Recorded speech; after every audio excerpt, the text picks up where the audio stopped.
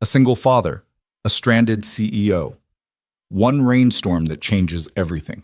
When Vivian Brooks' luxury sedan dies in a school parking lot minutes before the biggest meeting of her career, she never expects the man who steps through the rain to be more than just another mechanic. But Ethan Cole, with grease under his nails and a 9-year-old daughter by his side, sees what her engineers couldn't. And in that moment, under thunder and fluorescent lights, two broken lives begin pulling toward each other. This is their story. Stay until the end, hit that like button, and comment your city so I can see how far this tale travels. The rain didn't just fall that October evening. It came down like something angry, like the sky had been holding it in too long and finally let go all at once. The kind of rain that turned streets into rivers and made windshield wipers useless. The kind that made you pull over and wait it out, if you had any sense. Ethan Cole had sense, but he also had a 9-year-old daughter sitting in the passenger seat of his pickup truck, and Mia's piano lesson had run late, and the chicken he'd prepped for dinner was sitting in the fridge waiting to be cooked. So he drove through it anyway, hands tight on the wheel, headlights cutting weak yellow paths through the downpour. "Dad, you're doing the thing again," Mia said. "What thing?" "The jaw thing, where you clench it when you're stressed." Ethan relaxed his face. Caught. "I'm not stressed." "You're always stressed on Thursdays," she said matter-of-factly, pushing her glasses up her nose. She had his dark hair, her mother's sharp eyes. "Too smart for her own good," his mother used to say. "Too smart for his good, more like it." "Thursdays are fine," he lied. "Thursdays are when bills come. I checked the mail before we left." He glanced at her. She was looking out the window, watching rain streak across glass, but her reflection showed that little crease between her eyebrows. The one she got when she was thinking too hard about things kids shouldn't have to think about. "We're fine, Mia." "I know." But she didn't. Not really. How could she? She was 9. She still believed her dad had everything figured out, that the garage on Meridian Street actually made enough to keep them afloat, that the scholarship applications he stayed up filling out after she went to bed were just paperwork, nothing to worry about. The truth was messier. The truth was Ethan had exactly $843 in his checking account, rent was due in 6 days, and the transmission job he'd quoted for Mrs. Chen had turned into a full-engine rebuild that she couldn't afford, and he couldn't charge her for because she'd brought him homemade dumplings every week since Mia was 4. But Mia didn't need to know that. She needed to believe the world was stable. That's what he'd promised Sarah, back when promises still meant something.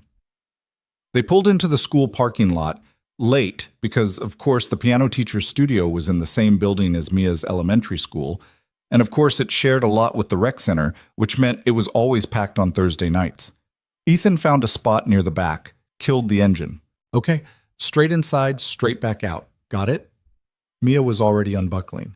"I'm not going to melt, Dad." "You might. You're pretty sweet." She rolled her eyes, but she was smiling as she pushed open the door and bolted through the rain.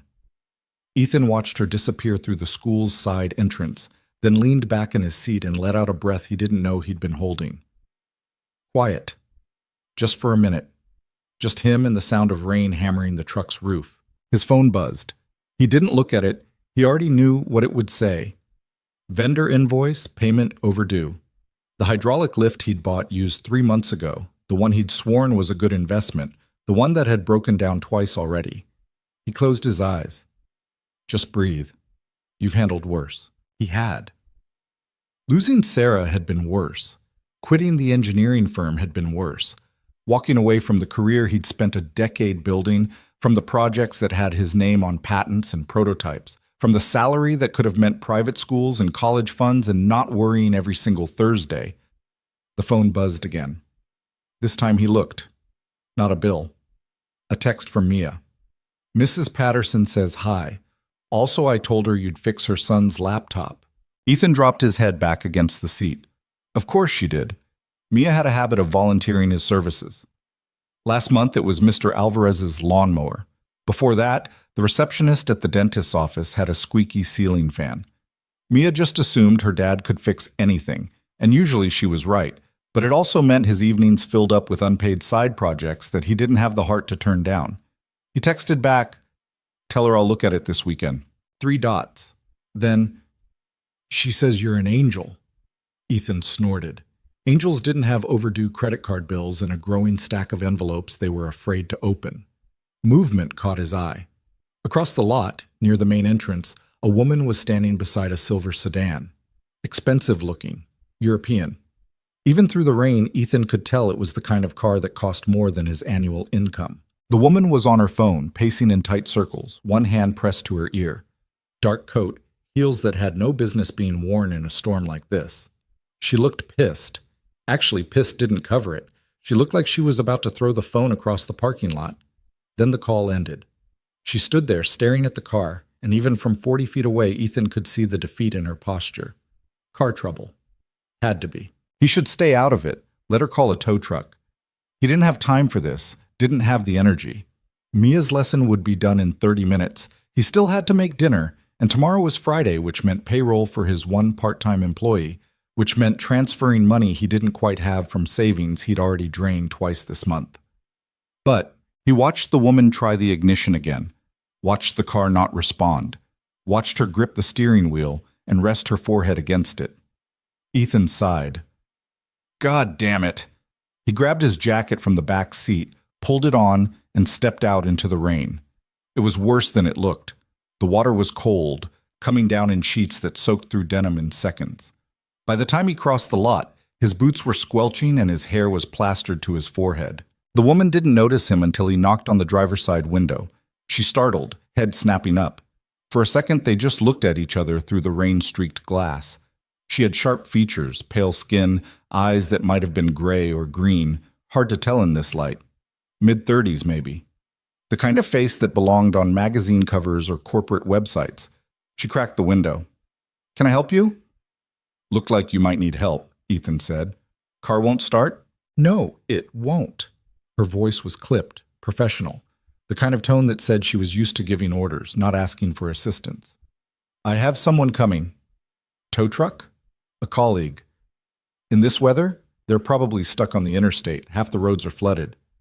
She stared at him, calculating, deciding if he was worth the risk of trusting. I run a garage, Ethan added. Been doing this since I was 16. Might be able to get you running before your colleague even makes it off the highway. What garage? Kohl's, on Meridian.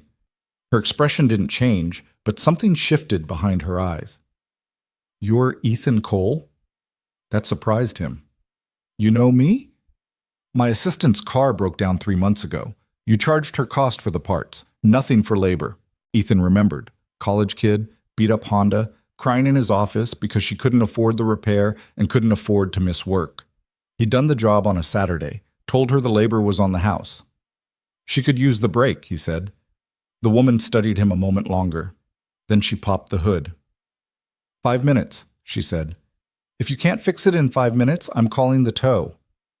Fair enough. Ethan moved to the front of the car, lifted the hood, propped it open. The engine bay was immaculate, detailed. Someone had been taking very good care of this machine. He pulled his phone out, turned on the flashlight, started tracing connections. What are you looking for? The woman called from inside the car. Anything obvious? Loose battery cable, blown fuse, corroded terminal? I had it serviced 2 weeks ago. Serviced where? The dealership. Of course. Dealerships were great at routine maintenance, not so great at actually diagnosing problems. They followed checklists. They didn't think. Ethan checked the battery connections. Tight, clean, no corrosion. He moved to the fuse box, popped it open, scanned the array of colored squares. Everything looked fine, which meant the problem was deeper. Starter, maybe. Or the ignition system. Something electrical that wouldn't show itself without... Wait, he leaned closer, angling the light. There, near the back of the fuse box. A wire harness, slightly loose. Not enough to throw a code, but enough to interrupt the circuit. He pressed it back into place, heard the click. Try it now, he called. The woman turned the key. The engine caught, purred to life like it had never been dead. Ethan closed the hood, walked back to the driver's window. The woman was staring at the dashboard like it had personally betrayed her. Loose connection, Ethan said. Probably shook free on a rough road. Happens sometimes after service if they don't click the harness all the way in. She looked up at him. 5 minutes. 3, actually. A smile ghosted across her face. Barely there, gone before it fully formed. What do I owe you? Nothing. Took 30 seconds. I don't accept charity. It's not charity. It's being neighborly. I don't live in this neighborhood. Then it's me being nice. Don't overthink it. She opened her door, stepped out into the rain. Up close, she was taller than he'd expected, almost his height in those heels. She reached into the car, pulled out a sleek leather bag, withdrew a business card. Vivian Brooks, she said, handing it to him. CEO, Brooks Aviation Systems. Ethan took the card. Expensive stock, embossed lettering, the kind of card that cost more to print than most people's weekly grocery bill. You run an aviation company, he said slowly. I do. And your car's a German sedan. Is that a problem? Just noticing you don't drive American. Her mouth twitched. I'll take that under advisement. Behind them, the school's side door banged open.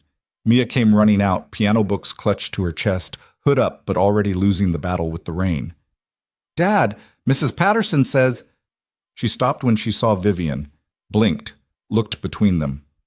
Oh, sorry. Didn't know you were busy. Not busy, Ethan said. Just helped Ms. Brooks with her car. Mia's eyes went wide. Wait, Brooks? Like Brooks Aviation? Vivian raised an eyebrow. You know my company? You sponsored the science fair at our school last year, and you did that talk about engineering careers. Mia turned to Ethan. Dad, this is Vivian Brooks. I gathered that, Ethan said dryly. Mia was practically vibrating. Your keynote speech was amazing. I took notes. I still have them. Do you? Vivian's voice had softened, just slightly. What grade are you in? 4th, but I'm reading at 7th grade level, and I'm learning trigonometry. By choice? Math is fun. Vivian's smile was real this time, small but genuine. I like you. Mia beamed. Ethan cleared his throat. We should get going. Let Ms. Brooks get to wherever she needs to be. A meeting, Vivian said. Downtown. I'm already 20 minutes late. Then you'd better move. Traffic's going to be hell in this weather. She nodded, started to get back in the car, paused. Thank you, she said. Really? Anytime. She drove off, taillights disappearing into the rain. Ethan stood there for a second, card still in his hand, before tucking it into his pocket and turning back to the truck. Mia was grinning at him. What? You fixed Vivian Brooks' car. I tightened a wire. She's like one of the most successful women in the state. Good for her. And she gave you her card. Ethan opened the truck door. Get in, Mia. She climbed in, still grinning. You know what this means, right? It means I'm a mechanic who did his job. It means she'll remember you. Ethan started the engine, pulled out of the lot. She's a CEO. She's got 1,000 things to remember. I'm not one of them. But later that night, after Mia was asleep and the dishes were washed and the bills were still sitting on the counter unopened, Ethan found himself looking at that card again. Vivian Brooks, CEO. He wondered what kind of meeting she'd been late for, wondered if she'd made it on time, wondered why someone running an aviation company was driving herself to a school parking lot in the middle of a Thursday night storm instead of having a driver or an assistant or whatever it was CEOs usually had. He put the card on his dresser, told himself he'd throw it away tomorrow. He didn't. The garage on Meridian Street had been in Ethan's family for 30 years. His father had opened it in the 90s, back when the neighborhood was still blue-collar and proud of it, before the coffee shops and boutiques started creeping in from downtown. It was a squat brick building with 2 bays, a cramped office, and a waiting area that smelled like oil and old coffee. Ethan loved it, hated it, couldn't imagine doing anything else. Friday morning came too early. Mia's alarm went off at 6:30, which meant Ethan's went off at 6, which meant he'd gotten maybe 5 hours of sleep after staying up past midnight trying to balance the books. The numbers didn't balance. They never did anymore. He made breakfast, scrambled eggs, toast, the last of the orange juice, while Mia got dressed. She came downstairs in jeans and a t-shirt with a periodic table on it, hair pulled back in a ponytail, glasses slightly crooked. Big plans today? Ethan asked, setting a plate in front of her. Science project's due next week. I'm building a model of a wind turbine. Need help? I need balsa wood and a hot glue gun. Hardware store after school? Please. They ate in comfortable silence. Outside, the rain had finally stopped, leaving the streets slick and the air cool. Autumn in full swing now, leaves turning, days getting shorter. Ethan's phone buzzed. He glanced at it, expecting another bill. It was a text from a number he didn't recognize. "Mr. Cole, this is Vivian Brooks. I hope I'm not overstepping, but I wanted to thank you again for your help yesterday. If you have a moment, I'd like to discuss something. Please call me at your earliest convenience." Ethan stared at the screen. Mia looked up from her eggs. "What's wrong?" "Nothing." "You have your something's wrong face." "I don't have a something's wrong face." "You totally do." He set the phone down. "Vivian Brooks just texted me." Mia nearly dropped her fork. "What? Why?" "Says she wants to discuss something." "Discuss what?" "Didn't say." "Are you going to call her?" Ethan picked up his coffee. "Probably not." "Dad?" "I'm busy, Mia. I've got 3 cars in the shop, Mrs. Chen's engine rebuild, and I promised Mr. Alvarez I'd look at his mower this weekend. It's Vivian Brooks." "So?" "So she's important." "Everyone's important." Mia gave him the look, the one that said she was 9 years old but somehow older than him in all the ways that mattered. "You're impossible," she muttered. "I'm practical." "You're scared." That hit harder than it should have. Ethan set his mug down, met his daughter's eyes. "I'm not scared." "You are. You get like this whenever something good might happen. You find a reason to say no."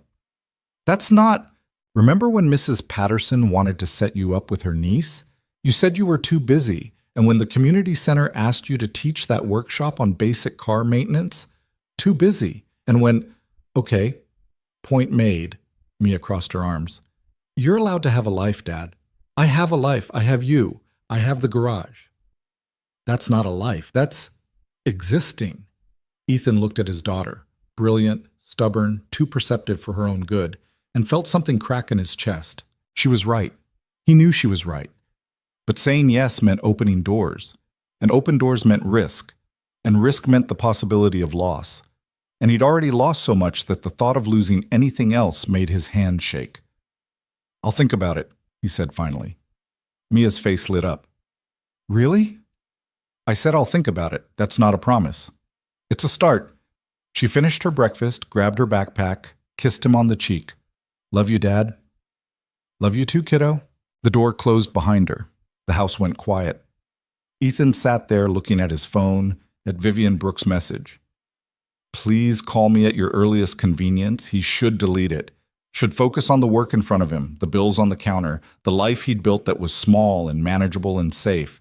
But Mia's voice echoed in his head. "You're allowed to have a life, Dad."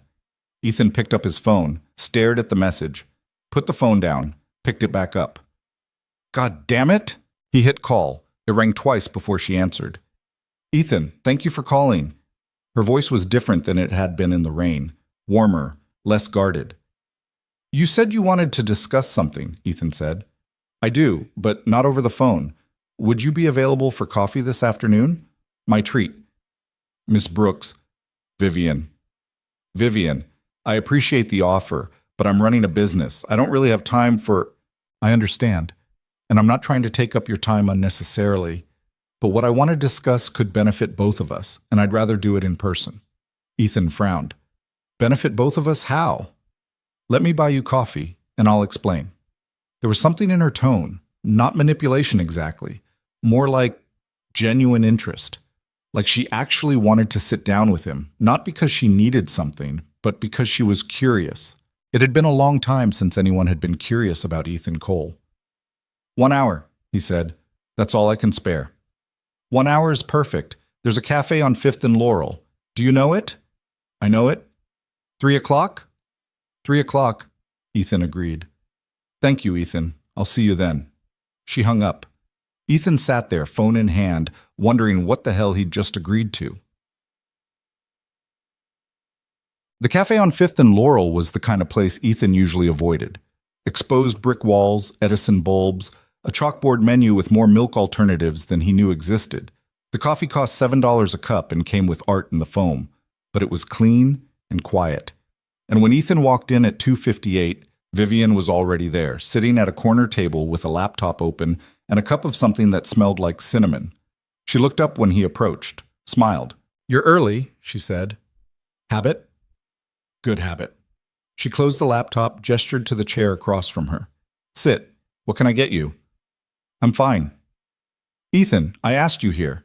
Let me buy you coffee." He relented. "Black. Medium roast if they have it."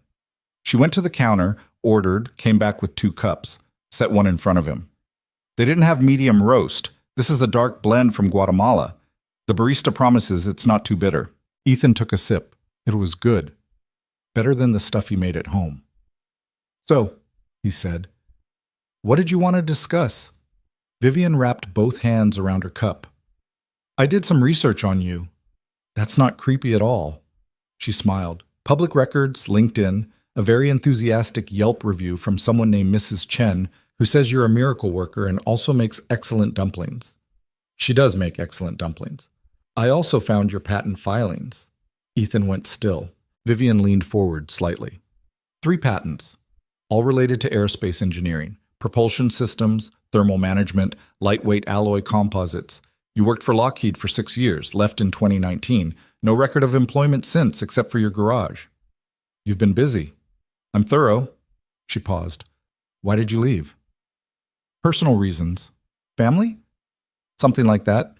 Vivian nodded slowly. Didn't push. The patents are impressive, genuinely impressive. The work you did on heat-resistant alloys alone could have been its own career. It was someone else's career. I just contributed. Don't do that. Do what? Minimize yourself. You're brilliant. Your work proves it. Ethan set his cup down. Vivian, why am I here? She held his gaze. I want to offer you a job. Silence. Ethan laughed. Couldn't help it. You're serious. Yeah, completely. You don't even know me. I know enough. I know you solved a problem in 3 minutes that stumped a dealership. I know you have a background in aerospace engineering. I know you're underemployed and likely underpaid, and I know talent when I see it. I run a garage. You could run an engineering team. Ethan shook his head. I appreciate the offer, but I'm not looking for a career change. Why not?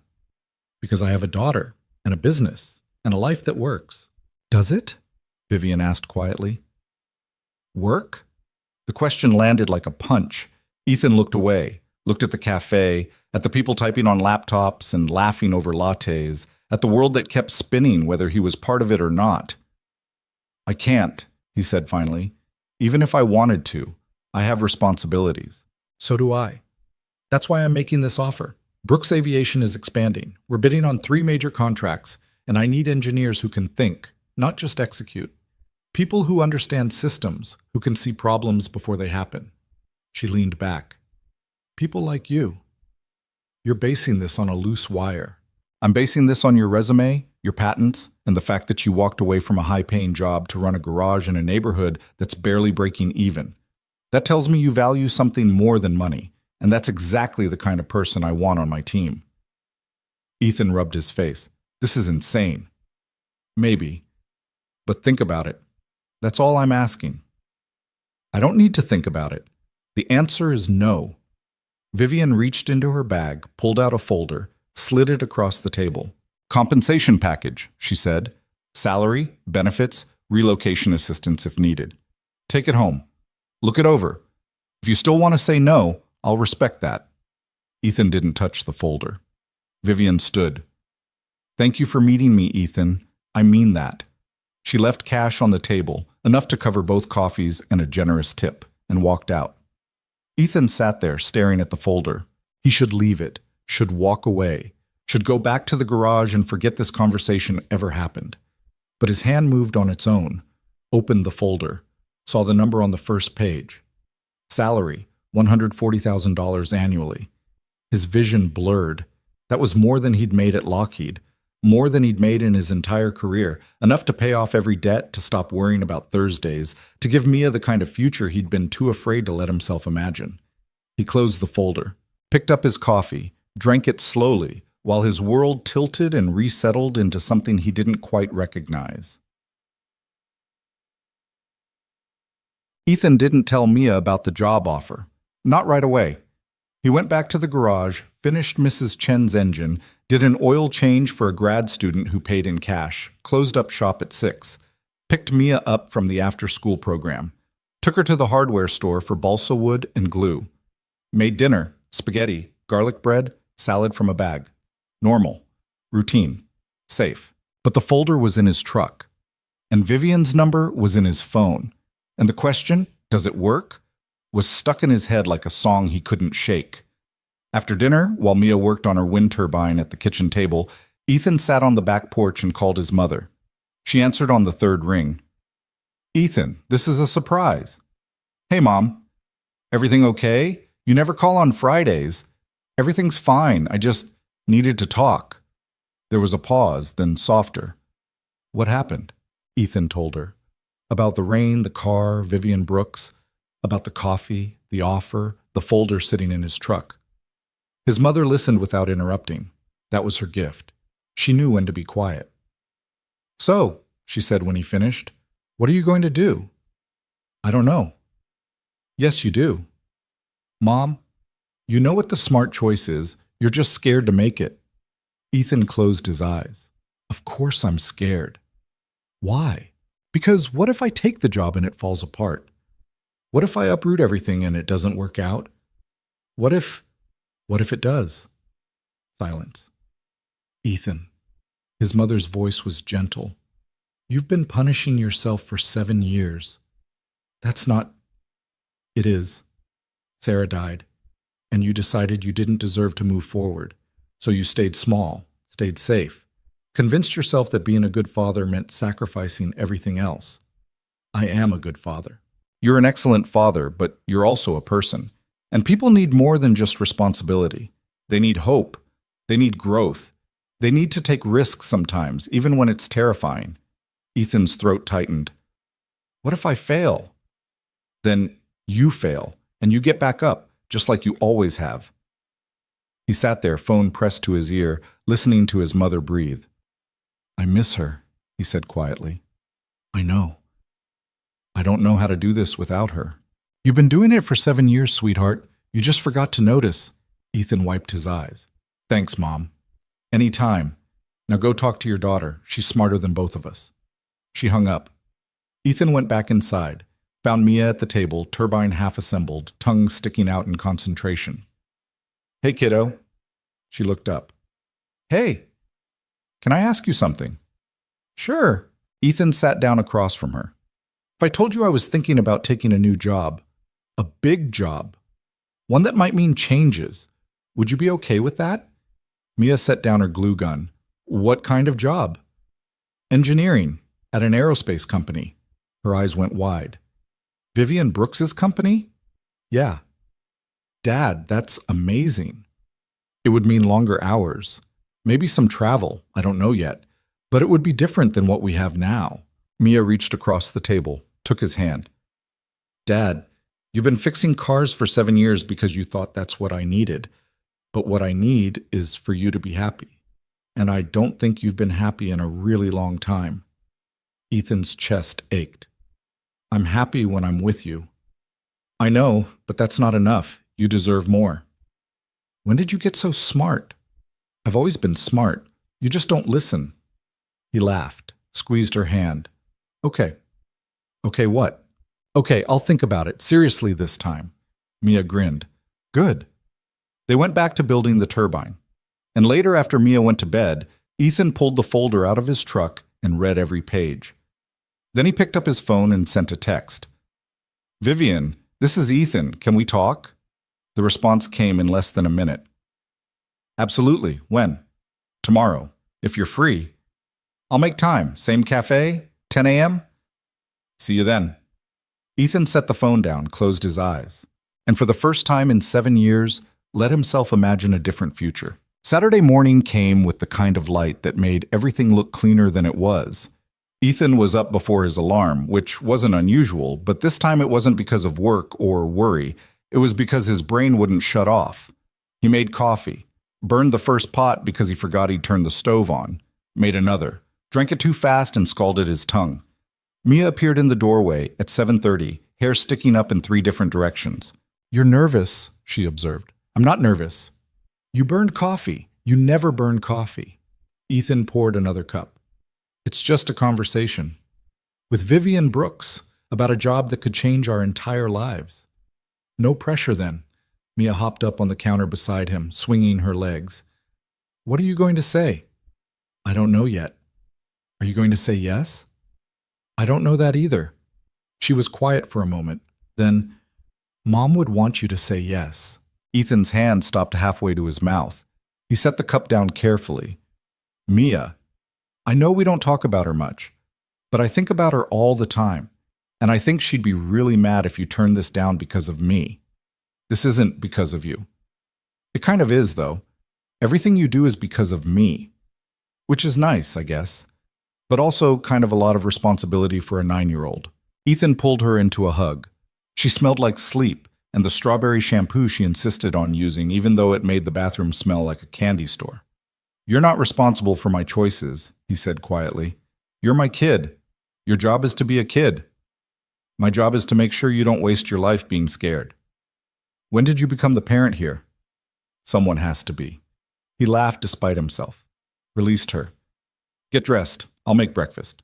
"You mean you'll burn breakfast and then we'll have cereal?" "Probably." She grinned and disappeared upstairs.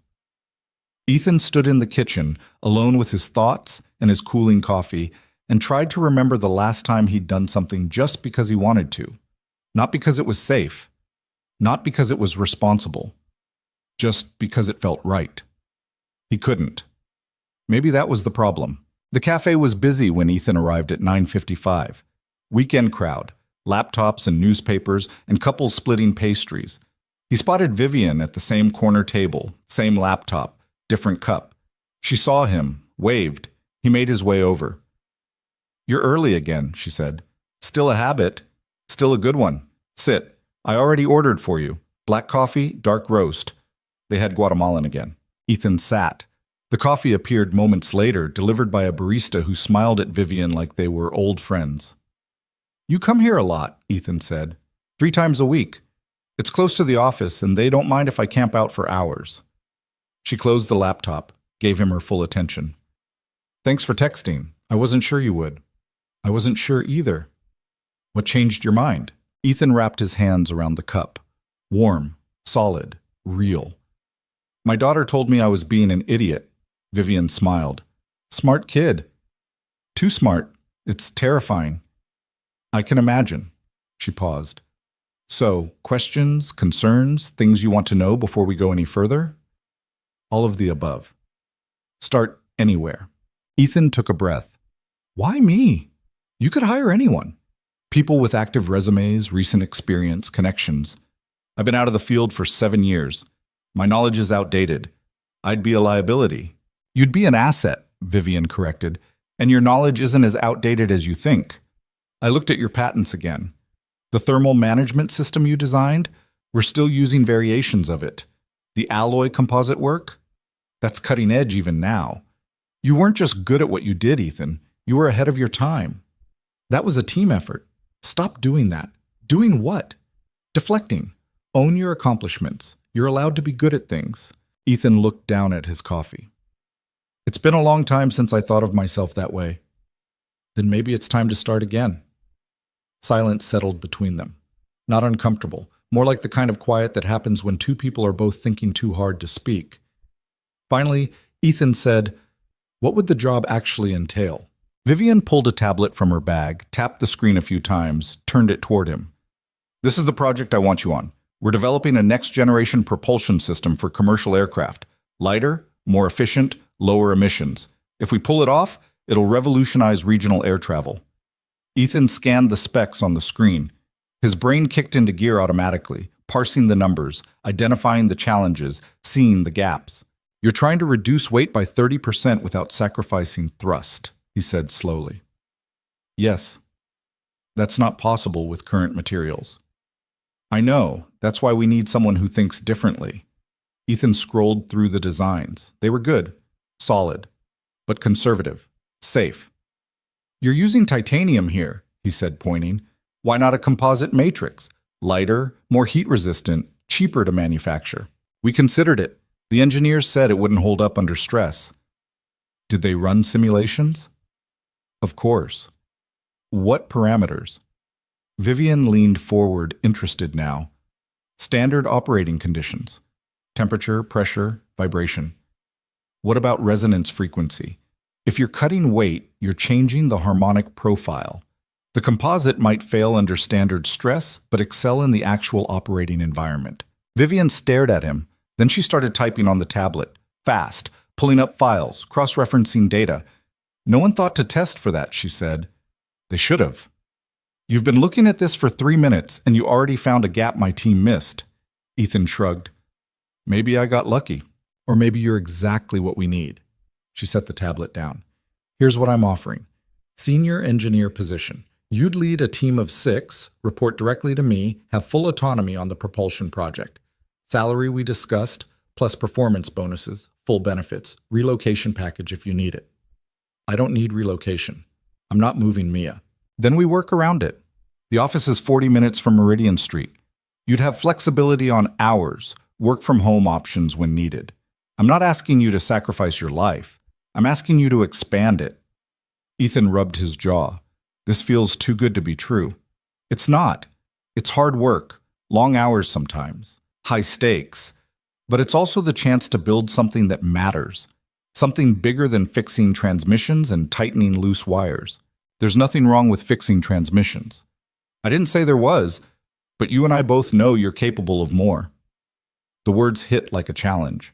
Not cruel, just honest. Ethan looked at her, this woman he'd met 2 days ago, who'd somehow seen through 7 years of carefully constructed walls and decided he was worth the investment. I need time, he said. How much time? A week. Maybe 2. I need to talk to Mia properly. Figure out logistics. Make sure this isn't just panic or desperation or whatever. Vivian nodded. That's fair. Take the time you need. But Ethan, don't overthink it. Sometimes the right choice is the scary one. Is that CEO wisdom? That's human wisdom. I've made plenty of wrong choices because they felt safe. I'm trying not to do that anymore. There was something in her voice, a weight, like she wasn't just talking about business. Ethan wanted to ask. Didn't.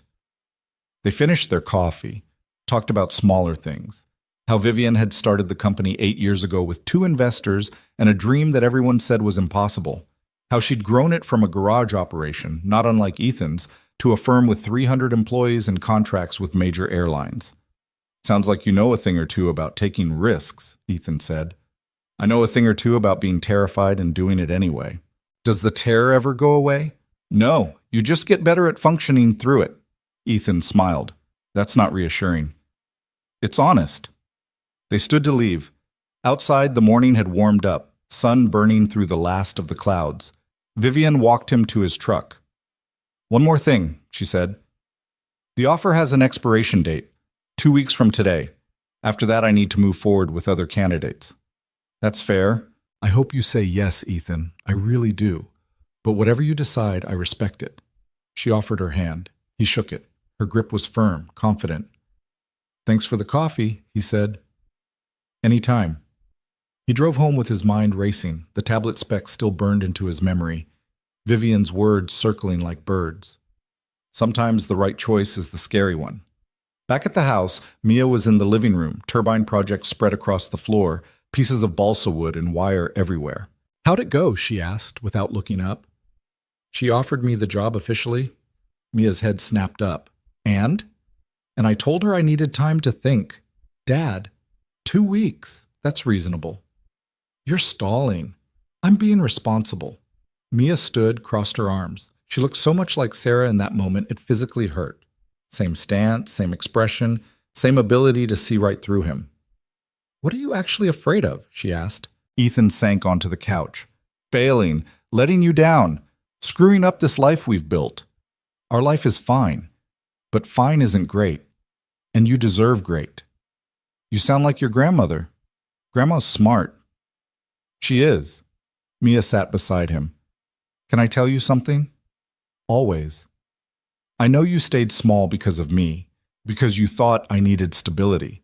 And maybe I did when I was little, But I'm not little anymore. I'm not going to break if things change. I know that. Do you? Because you treat me like I'm made of glass. Ethan looked at his daughter, 9 years old, 4th grade, reading at 7th grade level, learning trigonometry for fun, building wind turbines on Saturday mornings. She wasn't made of glass. She was made of steel. You're right, he said quietly. I know. When did you get so sure of everything? I'm not sure of everything. I'm sure of you. There's a difference. Ethan pulled her into a hug. She let him, even though she was getting to the age where hugs in front of other people were embarrassing. I'll think about it, he promised. Really, think about it. Okay. They spent the rest of the day working on the turbine. Ethan showed her how to balance the blades, how to position the generator, how to make the whole thing spin with just a desk fan. She caught on fast, faster than he had at her age. That night, after Mia was asleep, Ethan sat at the kitchen table with a notebook and a pen, drew a line down the middle of the page, pros on the left, cons on the right. Pros, financial stability, intellectual challenge, opportunity, growth, showing Mia that risk can be worth it. Cons, longer hours, less time with Mia. What if he failed? What if the job didn't work out? What if he wasn't as good as Vivian thought? What if? The cons list was longer, but the pros list felt heavier. He stared at the page until the words blurred. Then he pulled out his phone and called his mother again. 2 nights in a row, she said when she answered. Should I be worried? I'm thinking about saying yes. Good. I'm terrified. Also good.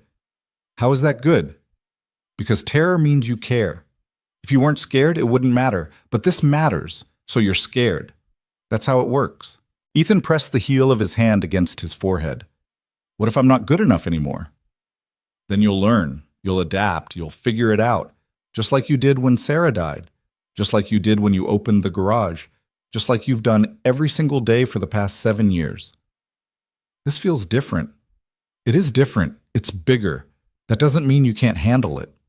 Ethan closed his eyes. I miss having someone to make decisions with. I know, sweetheart, but you're not alone. You have Mia. You have me. And it sounds like you might have Vivian, too. She's my potential boss, not my support system. She tracked you down, offered you a job, and bought you coffee twice. That's not just business, Ethan. That's someone who sees you. You're reading into it. Maybe. Or maybe you're not reading enough. They talked for another 20 minutes. About nothing and everything. About Sarah. About Mia. About the life Ethan had built and the life he might be able to have if he just let himself reach for it. When he hung up, the house was quiet except for the hum of the refrigerator and the distant sound of traffic on Meridian Street. Ethan looked at his notebook, at the 2 lists, at the question he'd been avoiding for 7 years. What do you actually want? He wanted to stop being afraid, wanted to wake up excited instead of anxious, wanted Mia to see him take a risk and succeed so she'd know it was possible. He wanted to build something that mattered. He wanted to feel alive again. Ethan picked up his pen, drew a single line through the cons list, then he texted Vivian, I have more questions. Can we meet again? Her response was almost immediate. Absolutely. Monday work? Lunch? Lunch is good. I'll send you an address. This one's on me, too. You keep buying me food and people are going to talk. Let them. Ethan smiled at his phone like an idiot. Set it down. Picked it back up. Put it down again. He was in trouble. The good kind. The terrifying kind. The kind that meant something was about to change. Monday came faster than Ethan expected. The garage was slammed, 2 brake jobs, an alignment, and a clutch replacement that turned into a full transmission diagnostic. By the time 11:30 rolled around, Ethan was covered in grease and running late. He washed up in the tiny bathroom, changed into the one clean shirt he kept in the office, and drove across town to the address Vivian had sent. It wasn't a cafe, it was a restaurant. Not fancy, but nice. The kind of place with cloth napkins and wine lists. Vivian was already there at a table by the window. She'd traded her usual professional armor for something softer. Black sweater, minimal jewelry, hair down instead of pulled back. She looked normal. Human. It threw him. You're late, she said when he sat down. Transmission issues. The car or the person? The car. Though sometimes I'm not sure there's a difference. She smiled. A waiter appeared, took their drink orders, vanished. So, Vivian said, more questions. A few. Fire away. Ethan leaned back in his chair. You said I'd be leading a team. What does that actually mean? Day to day? It means you'd oversee design, testing, implementation. 6 engineers reporting to you, plus access to our full R&D department. You'd have budget authority up to $50,000 per quarter, more if you clear it with me first. That's a lot of responsibility. You've handled more. Have I? You raised a daughter alone. That's harder than managing engineers. Ethan couldn't argue with that. The waiter returned with water and bread. They ordered, Vivian got a salad, Ethan got a sandwich, and fell into easier conversation. Tell me about the team I'd be working with, Ethan said. Vivian pulled out her phone, scrolled through photos. This is Marcus. PhD from MIT, brilliant with simulations, terrible with deadlines. This is Jennifer.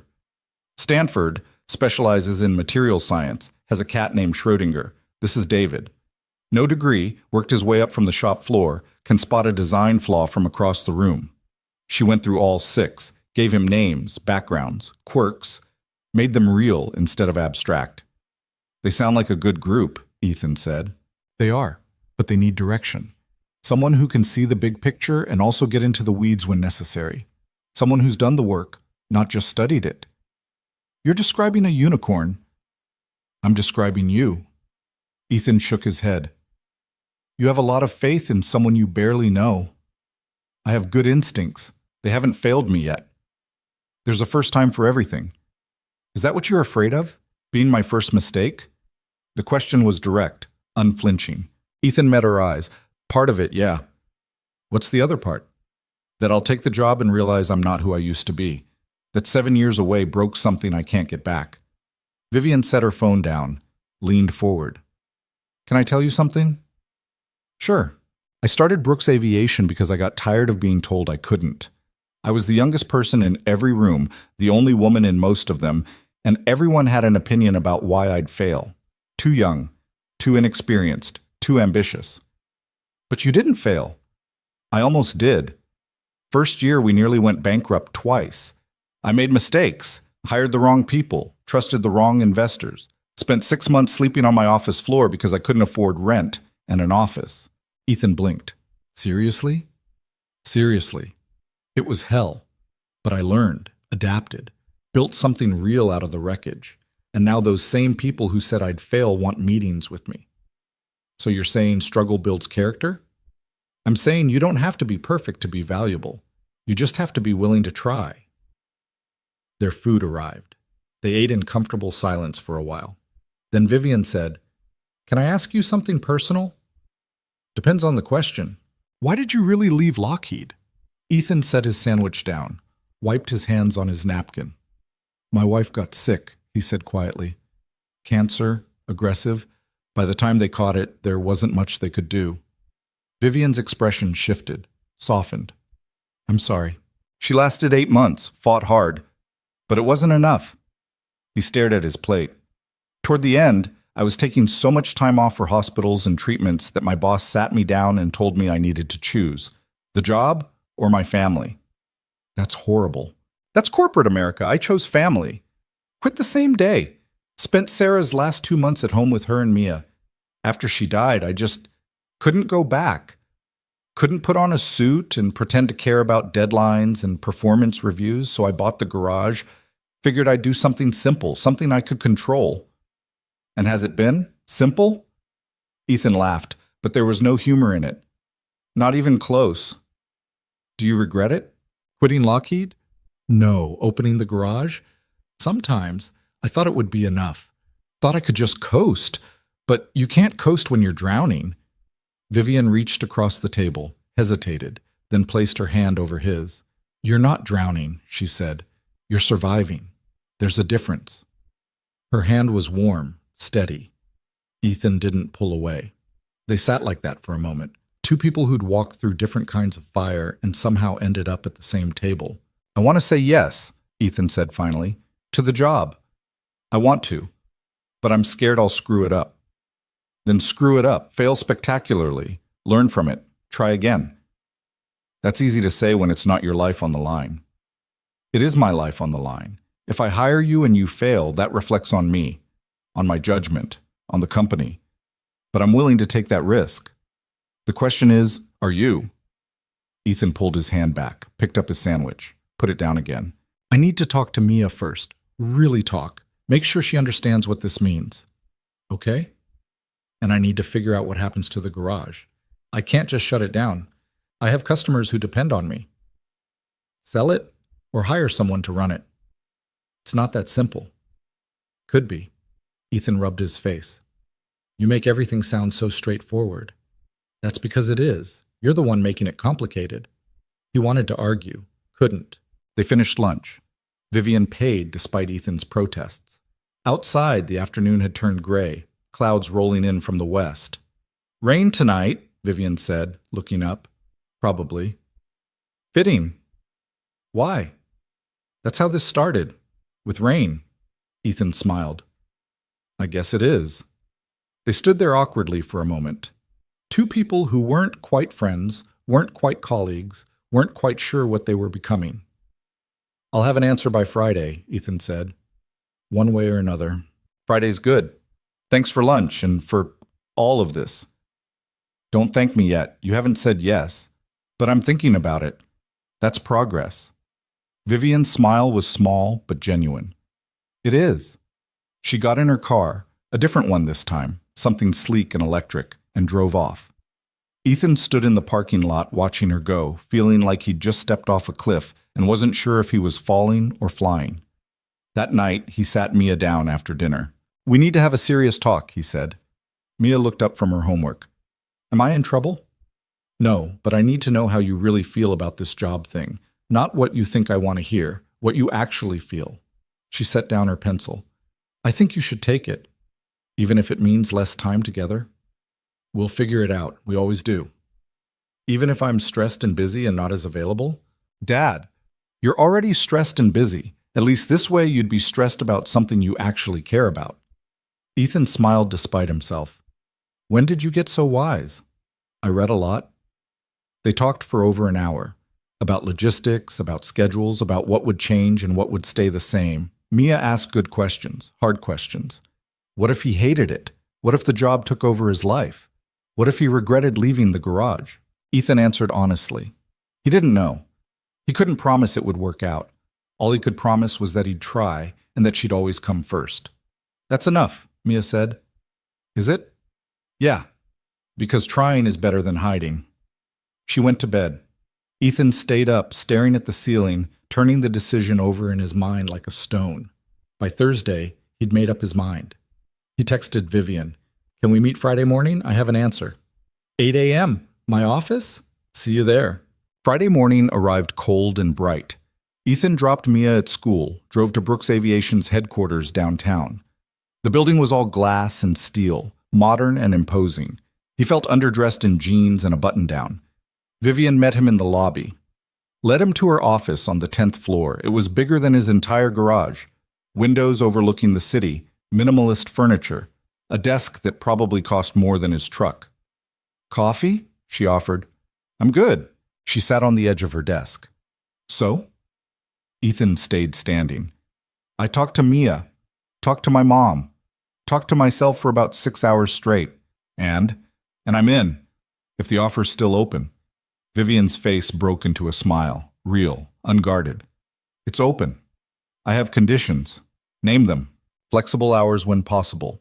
I need to be there for school events, emergencies, the important stuff. And I want to keep the garage open part-time. Weekends, maybe. I'll hire help.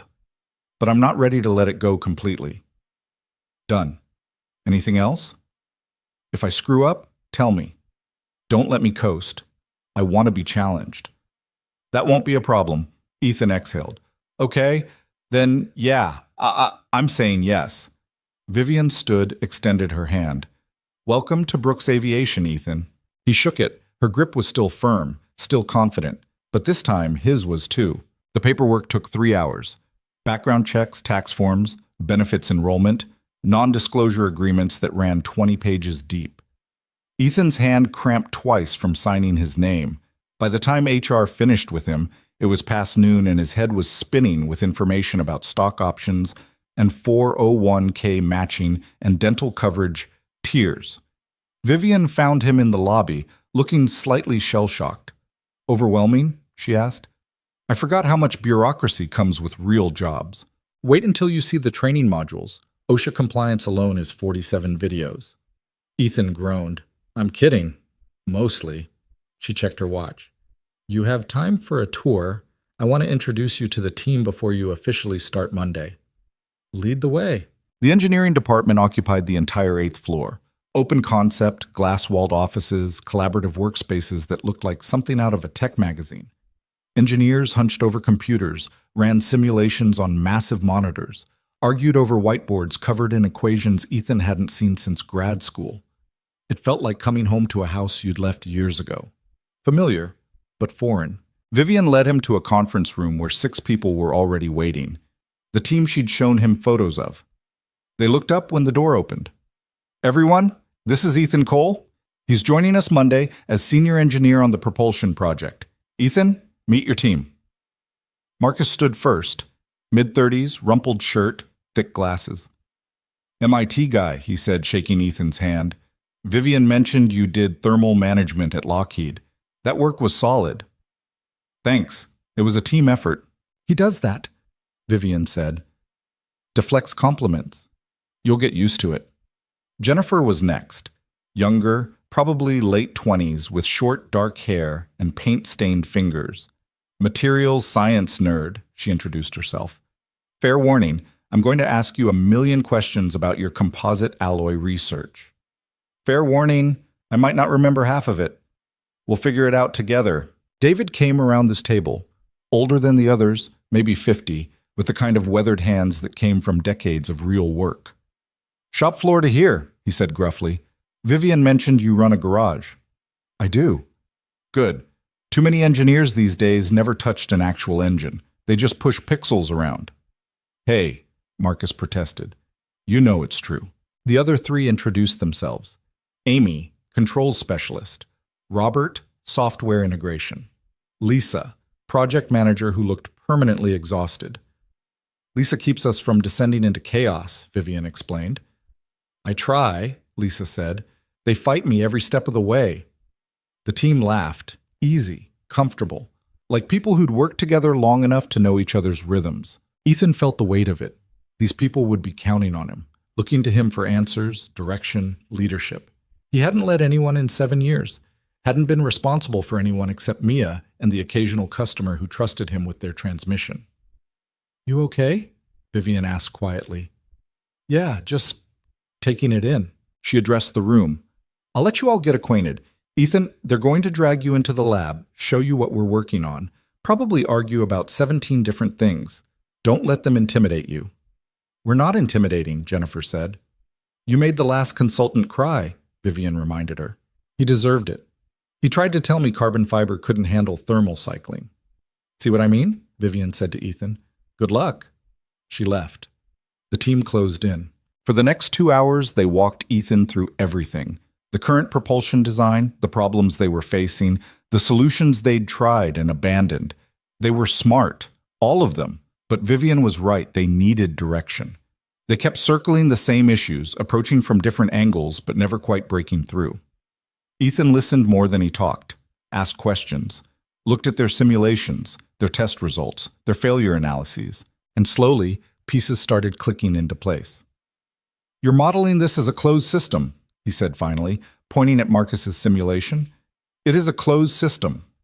Not in operation. You've got airflow, pressure differentials, temperature gradients. It's dynamic, not static. Marcus frowned, pulled up another screen, ran the numbers with different parameters. His eyes widened. Holy shit. What? Jennifer leaned over his shoulder. The efficiency jumps 12% if we account for real-world conditions instead of laboratory ideals.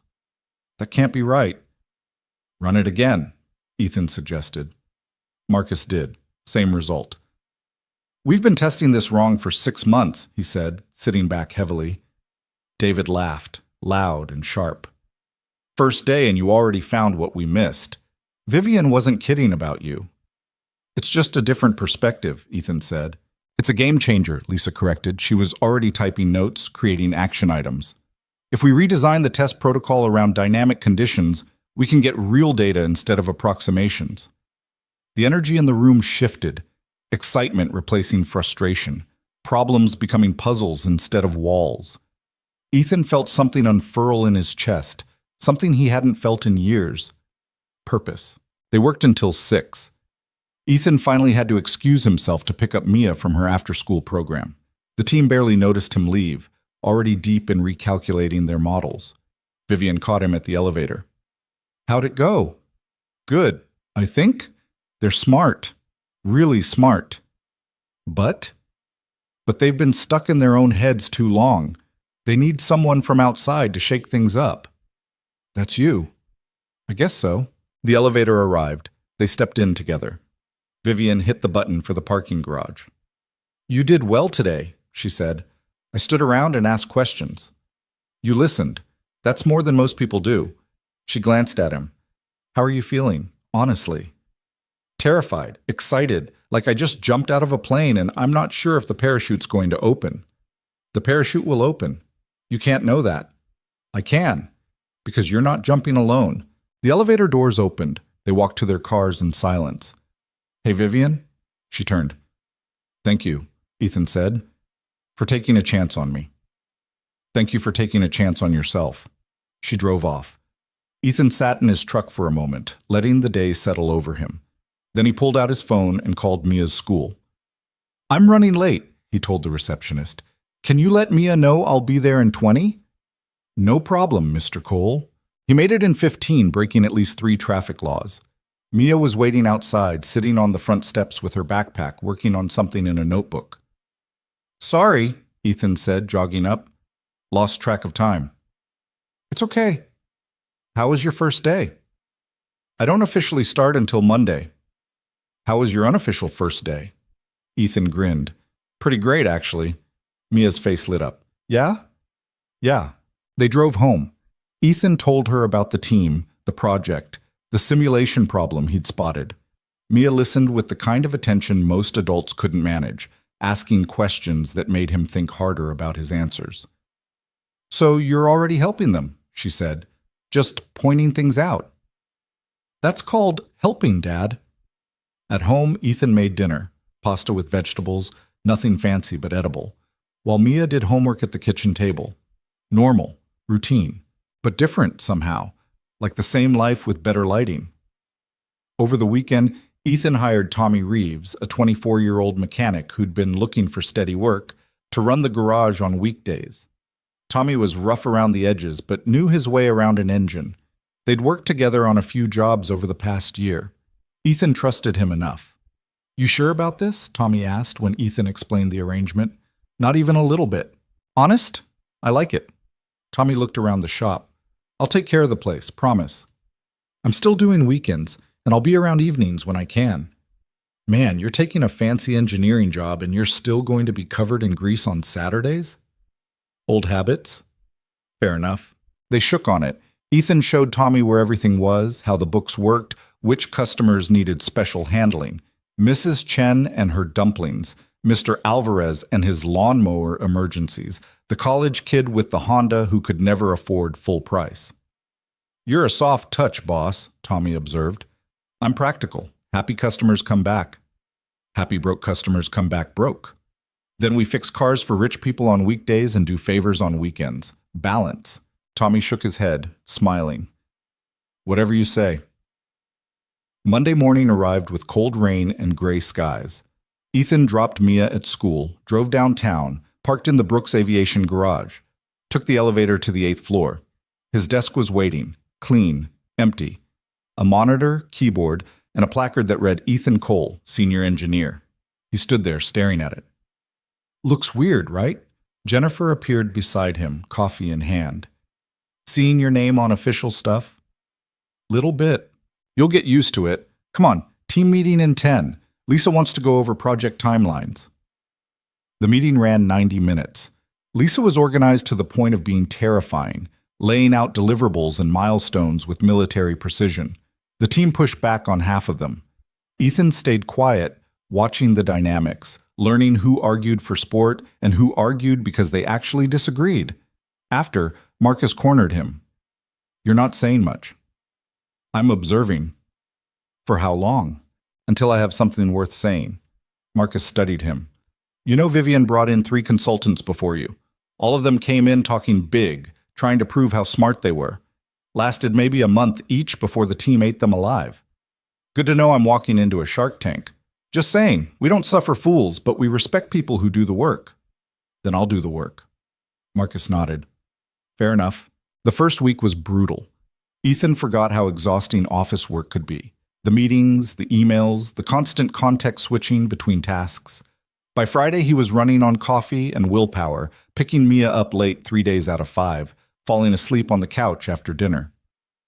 "You look terrible," Mia informed him on Friday night. "Thanks, kid.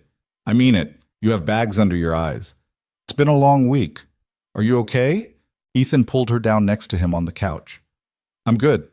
Just adjusting. It'll get easier." "Promise?" "Promise." But Saturday morning, back at the garage with grease under his nails and a transmission torn down on the bay floor, Ethan felt something in him relax. This he understood. This made sense. Tommy showed up around 10 with coffee and donuts. "How's the corporate world?" he asked. "Different? Good different or bad different? Ask me in a month." They worked side by side, fixing Mrs. Chen's car, which had developed a new rattle. She brought dumplings, as always, stayed to chat, asked about the new job. "Very fancy," she said in her thick accent. "My daughter works in office, says it's very boring." "It has its moments." "You like it?" Ethan considered. "I think so, still figuring it out." "That's okay. Life is figuring out." She left with her car running smooth and her dumplings lighter by half. The weeks bled together. Ethan found his rhythm slowly. Early mornings at Brooks Aviation, evenings with Mia, weekends at the garage. It was exhausting but sustainable. Barely. The team at Brooks started to gel. Marcus stopped testing him and started trusting him. Jennifer peppered him with questions about material science until he had to go dig out his old textbooks. David became an unexpected ally, translating Ethan's ideas into practical applications the others could build. The propulsion project started moving forward. Real progress, not just spinning wheels. They redesigned the testing protocol, ran new simulations, identified failure points they'd missed before. Vivian checked in weekly, sometimes in meetings, sometimes just stopping by Ethan's desk. "How are you holding up?" she asked one afternoon in late November. "Still standing." "That's not an answer." Ethan leaned back in his chair. "It's harder than I expected, but good hard, like a muscle I haven't used in years waking up." "Sore but functional." "Something like that." She perched on the edge of his desk. "The team likes you." "They tolerate me." "Marcus told me you're the first lead who actually listens to them." "That's a low bar." "You'd be surprised." She paused. "Are you happy with the decision?" Ethan thought about it, about the exhaustion and the challenge and the moments when he solved a problem and felt that rush of satisfaction he'd forgotten existed. "Yeah," he said. "I think I am." Vivian smiled. "Good." She started to leave, then turned back. "Hey, some of us are getting drinks after work Friday. Nothing fancy, just the leadership team unwinding. You should come." "I don't know. I usually pick up Mia and go home." "I know.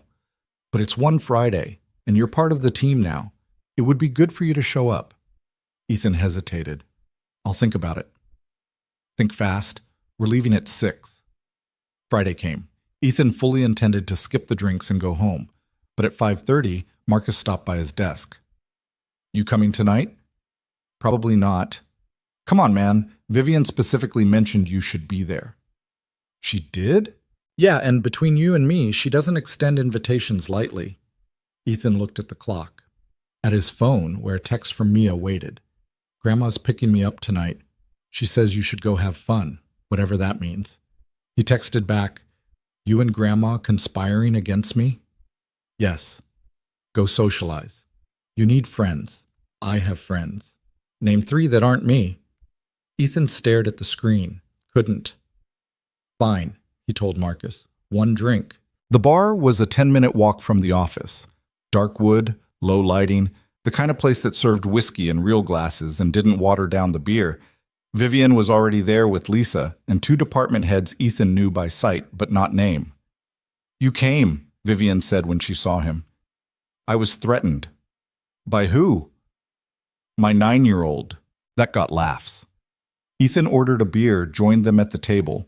The conversation flowed around him. Work gossip, industry news, complaints about clients. He mostly listened, contributing when he had something to add, content to just exist in the space. At some point, the group thinned. Lisa left to catch her train. The department heads drifted to the bar. It ended up just Ethan and Vivian, nursing drinks and watching sports highlights on the TV above the bar. "Can I ask you something?" Vivian said. "Sure." "Do you ever regret it? The years at the garage?" Ethan considered the question. "Sometimes. When I think about what I could have built if I'd stayed in engineering. But mostly, no. Mia needed me. I was there. That matters more than patents." "You're a good father." "I try." "It shows." Vivian swirled her drink. "I don't have kids. Never seemed like the right time. Career always came first." "Any regrets there?" "Some days. Other days I'm relieved. I don't know if I could do what you do. The balance, the sacrifice." "It's not sacrifice when you love them." "See, that's the thing. I don't know if I have that in me. The selflessness." Ethan looked at her, really looked, saw the cracks in the armor, the loneliness she kept buried under competence and confidence. "I think you're more capable than you give yourself credit for," he said. "I could say the same to you." They sat with that for a moment. "Can I tell you something embarrassing?" Vivian asked. "Please." "When I offered you the job, it wasn't entirely professional." Ethan's heart did something complicated. "No? No, I mean, yes, you're qualified. Brilliant, even. But there was something else. The way you looked at that car engine in the rain, like it was a puzzle you genuinely wanted to solve, not for money or recognition, just because you cared." She met his eyes. "I haven't seen that in a long time. In this industry, everyone's chasing something. Promotions, accolades, bigger offices. But you just wanted to help." "I'm not that noble." "You are. You just don't see it." The air between them felt charged, different. Ethan should say something, change the subject, make a joke. Instead, he said, "I'm glad you offered me the job." "Yeah?" "Yeah. It's been good. Hard, but good." Vivian smiled, small, genuine. "I'm glad you said yes." They finished their drinks, walked out into the cold November night. The city was quiet, streetlights reflecting off wet pavement. "I'm parked in the garage," Vivian said. "Me too." They walked together, not touching, just close. At the garage entrance, Vivian stopped. "Thanks for coming tonight." "Thanks for inviting me." "We should do this again, when you have time." "I'd like that." She hesitated. Then quickly, she leaned in and kissed his cheek, brief, soft. "Good night, Ethan." She was gone before he could respond, disappearing into the garage, leaving him standing there with his heart hammering and his mind racing. The weekend passed in a blur. Ethan told himself the kiss didn't mean anything. Workplace friendliness, professional courtesy, except it didn't feel professional, it felt personal. He didn't mention it to Mia, or his mother, or Tommy, who would have made it weird. Monday morning, he arrived at the office early. Vivian's door was closed, lights off. She was probably in meetings. He threw himself into work. The team was testing a new propulsion prototype, and Ethan wanted to review the stress analysis before they moved forward. Numbers helped. Numbers made sense. Around 10, Vivian appeared at his desk. "Morning," she said, casual, normal. "Morning. Got a minute?" "Sure." She led him to her office, closed the door. Ethan's pulse jumped. "About Friday," she started. "You don't have to—" "I do. That was unprofessional. You're my employee. I shouldn't have—" "Vivian, it's fine." "Is it?" Ethan met her eyes. "Yeah, it is. We're both adults. We had drinks. You kissed my cheek. It's not a scandal." She relaxed slightly. "Okay. Okay. I just don't want to make things weird." Things aren't weird. You sure? Positive. She studied him. You're handling this better than I expected. What did you expect? I don't know. Panic? Awkwardness? A resignation letter? Ethan laughed. I just started. You're not getting rid of me that easily. Vivian smiled. Good. She went back to her desk. Ethan went back to his, and if he spent the next hour replaying the kiss in his mind instead of analyzing stress data, well, nobody had to know. The weeks rolled on. Thanksgiving came and went. Ethan and Mia spent it with his mother, eating too much turkey and watching football. Normal. Comfortable. But something had shifted. Ethan felt it every time Vivian stopped by his desk. Every time their hands brushed passing documents. Every time she smiled at something he said. He wasn't imagining it. Was he? Early December brought the first snow, light, dusting the streets in white that melted by noon. Mia was obsessed, dragging Ethan outside to catch snowflakes before they disappeared. Make a wish, she instructed. On snow? On the first snow. It's good luck. Where did you hear that? I made it up, but it should be true. Ethan closed his eyes, made a wish. Let this work out, whatever this is. At work, the propulsion project hit a milestone. First successful test of the new design. The team celebrated with cheap champagne in the conference room. Marcus gave a speech that was mostly technical jargon. Lisa cried actual tears of relief. David just grinned and said, "Told you it would work." Vivian pulled Ethan aside during the celebration. "This was you," she said. "This was the team that you led, that you pushed, that you made better." I just pointed them in the right direction. "Ethan, take the compliment." He smiled. "Fine, I'm amazing. Brilliant, a technical wizard." That's more like it. They stood there, champagne in hand, watching the team laugh and argue and celebrate. "I'm proud of you," Vivian said quietly. "I'm proud of all of us. I'm specifically proud of you for taking the risk, for trusting me, for being exactly what this project needed." Ethan turned to face her fully. "I couldn't have done it without you pushing me." We pushed each other. The air shifted again. That same charge from the bar, closer this time, heavier. "Vivian, I know. Workplace, professional boundaries. I know." "That's not what I was going to say." "No? No. I was going to say thank you for seeing something in me I'd stopped seeing in myself." Vivian's expression softened. "You're welcome." Around them, the party continued, but in their corner of the room, it felt like they were the only two people in the world.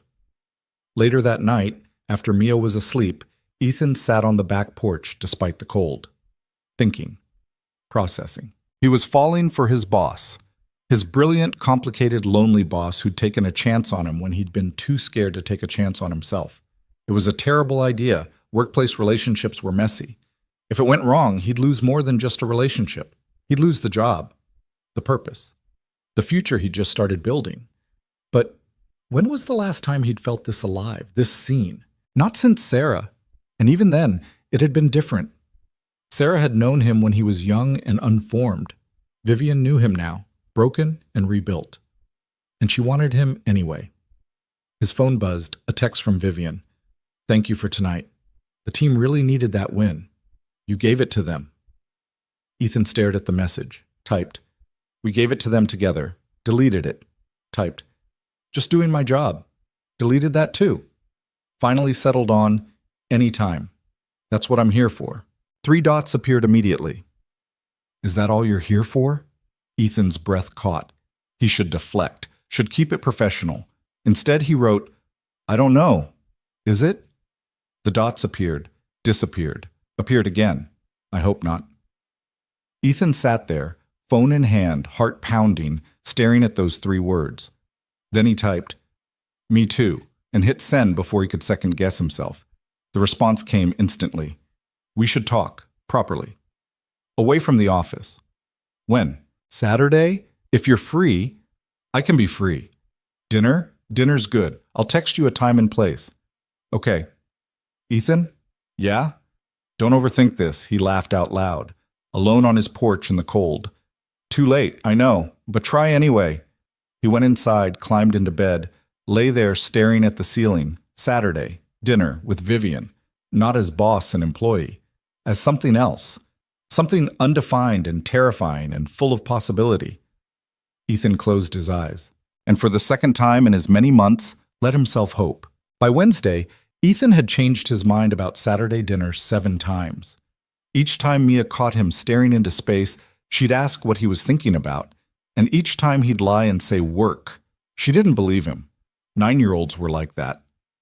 "You're being weird," she announced over breakfast on Thursday. "I'm always weird." "Weirder than normal. You keep checking your phone." Ethan set the phone down. "I'm just making sure I don't miss any messages." "From who?" "Work. It's 6 in the morning. Nobody from work is texting you at 6 in the morning?" She had him there. "Fine. I have plans Saturday night with Vivian, and I'm nervous about it." Mia's eyes went wide. "Like a date?" "I don't know what it is." "It's a date. It might just be dinner." "Dinner between 2 adults on a Saturday night is a date, Dad. That's literally what dates are." Ethan rubbed his face. "When did you become an expert on dating?" "I read. Also, Grandma talks to me." "Of course she does." "She says you need to get back out there, that Mom would want you to be happy." The mention of Sarah landed heavy between them. They didn't talk about her often. It hurt less that way, but sometimes the silence hurt more. "Your mom would probably think this is a terrible idea," Ethan said quietly. "Dating my boss." "Mom would think you deserve to have a life. She told me that. Before." Ethan's throat tightened.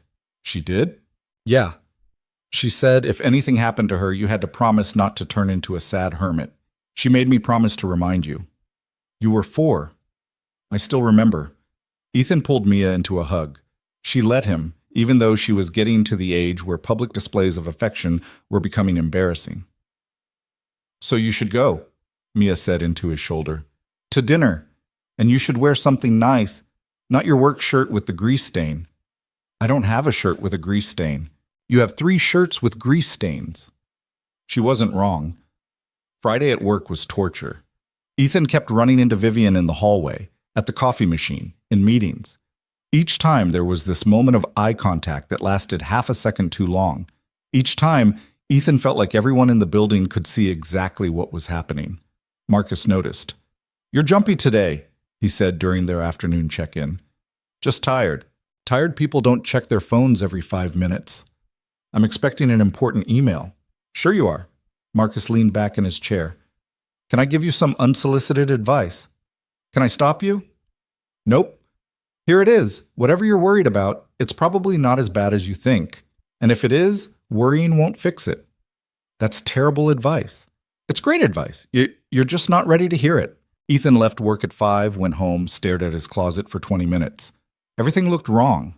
Too casual or too formal, or too much like something a divorced mechanic would wear to a PTA meeting. He called his mother. "I need help," he said when she answered. "With what?" "I have a date tomorrow, and I don't know what to wear." Silence. Then, "I'm sorry, can you repeat that? I think I misheard. Did you say you have a date?" "Yes." "A real date? With another human person?" "Mom, I'm just clarifying. This is a momentous occasion. Who's the lucky person?" "Vivian Brooks." More silence. Longer this time. "Your boss," his mother said finally. "Yeah, the CEO." "That's the one?" "Ethan? I know." "Do you? Because that's complicated." "I'm aware." His mother sighed. "Okay, tell me about her." So he did. About the rain, the car, the job offer, about how Vivian saw him as more than just a struggling single father running a failing garage, about how she pushed him and challenged him and made him want to be better. "You're falling for her," his mother said when he finished. "I might be." "Does she know?" "I think so, maybe. I don't know." "And tomorrow's dinner is to figure it out?" "Something like that." "Then wear the blue button-down, the one Sarah bought you for your 30th birthday. It brings out your eyes." Ethan looked at the closet. He'd forgotten about that shirt. It was still in the dry cleaning bag, never worn after Sarah died because wearing it felt like moving on and moving on felt like betrayal. "I can't wear that," he said. "Why not?" "Because it was hers." "Exactly. She picked it out because she loved you and wanted you to look good. Wearing it isn't betraying her. It's honoring her. She'd want you to wear it. Ethan pulled the shirt from the closet. Navy blue, simple, still perfect. Okay, he said quietly. Okay. Now breathe. Go on this date. Be yourself. If it works out, wonderful. If it doesn't, you tried. Either way, you're moving forward. I'm scared, Mom. I know, sweetheart. That means it matters. They talked for another few minutes, then hung up. Ethan laid the shirt on his bed, stared at it until Mia called him for dinner.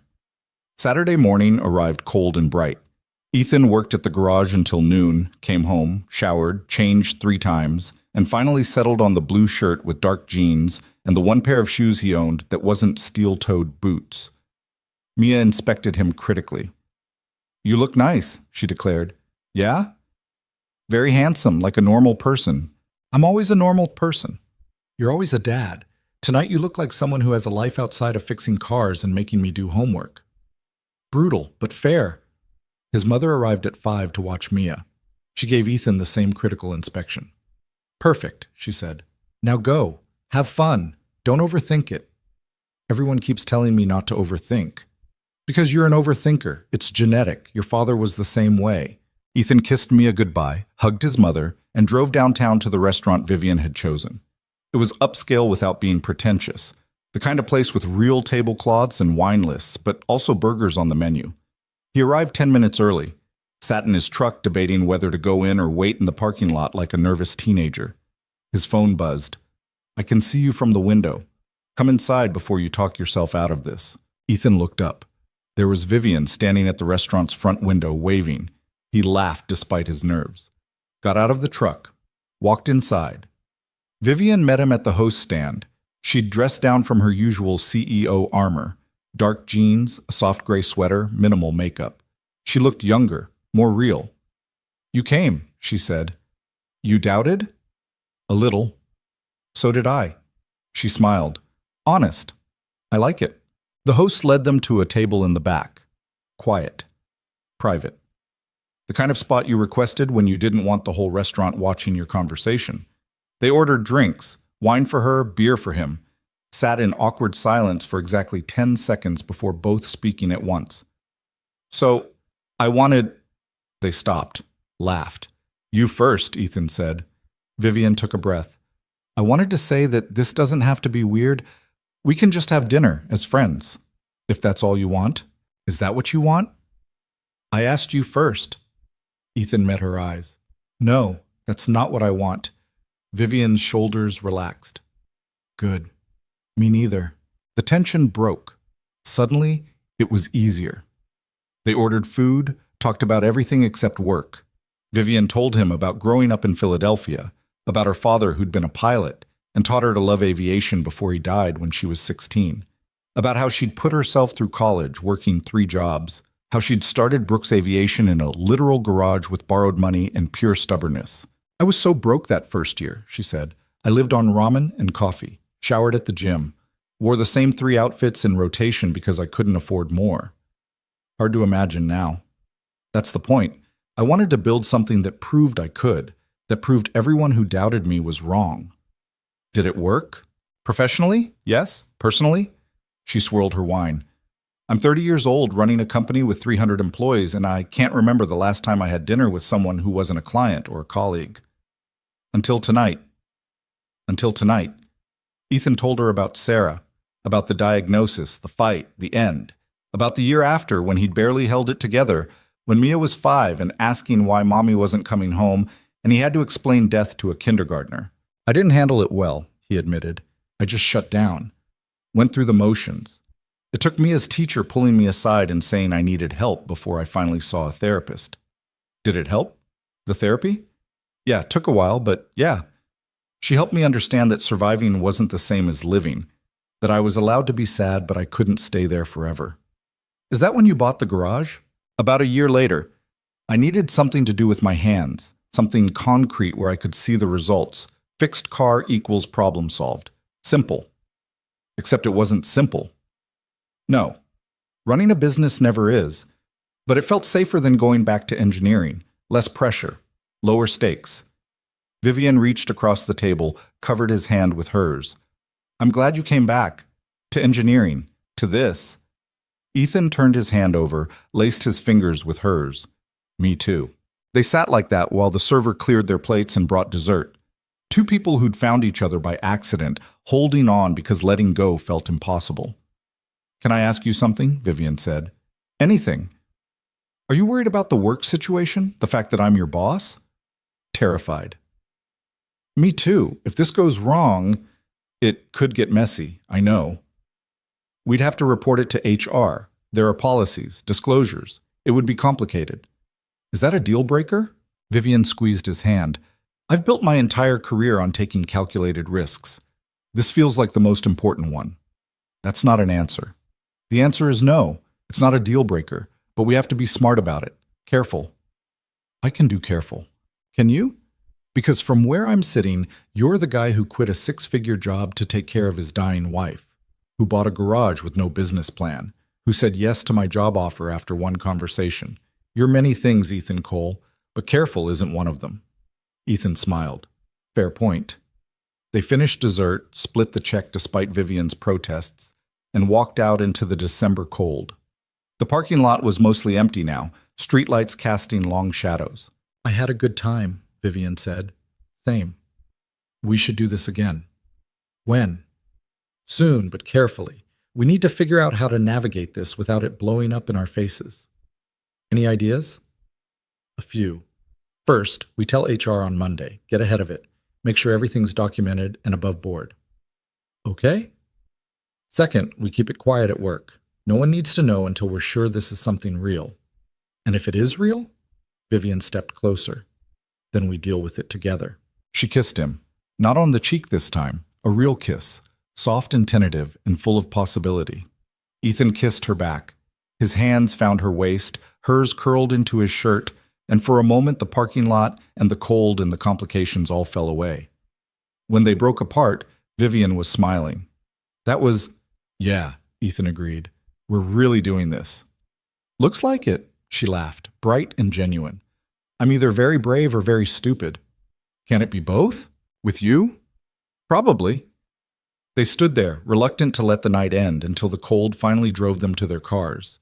Vivian kissed him once more, quick and sweet, then got in her car and drove off.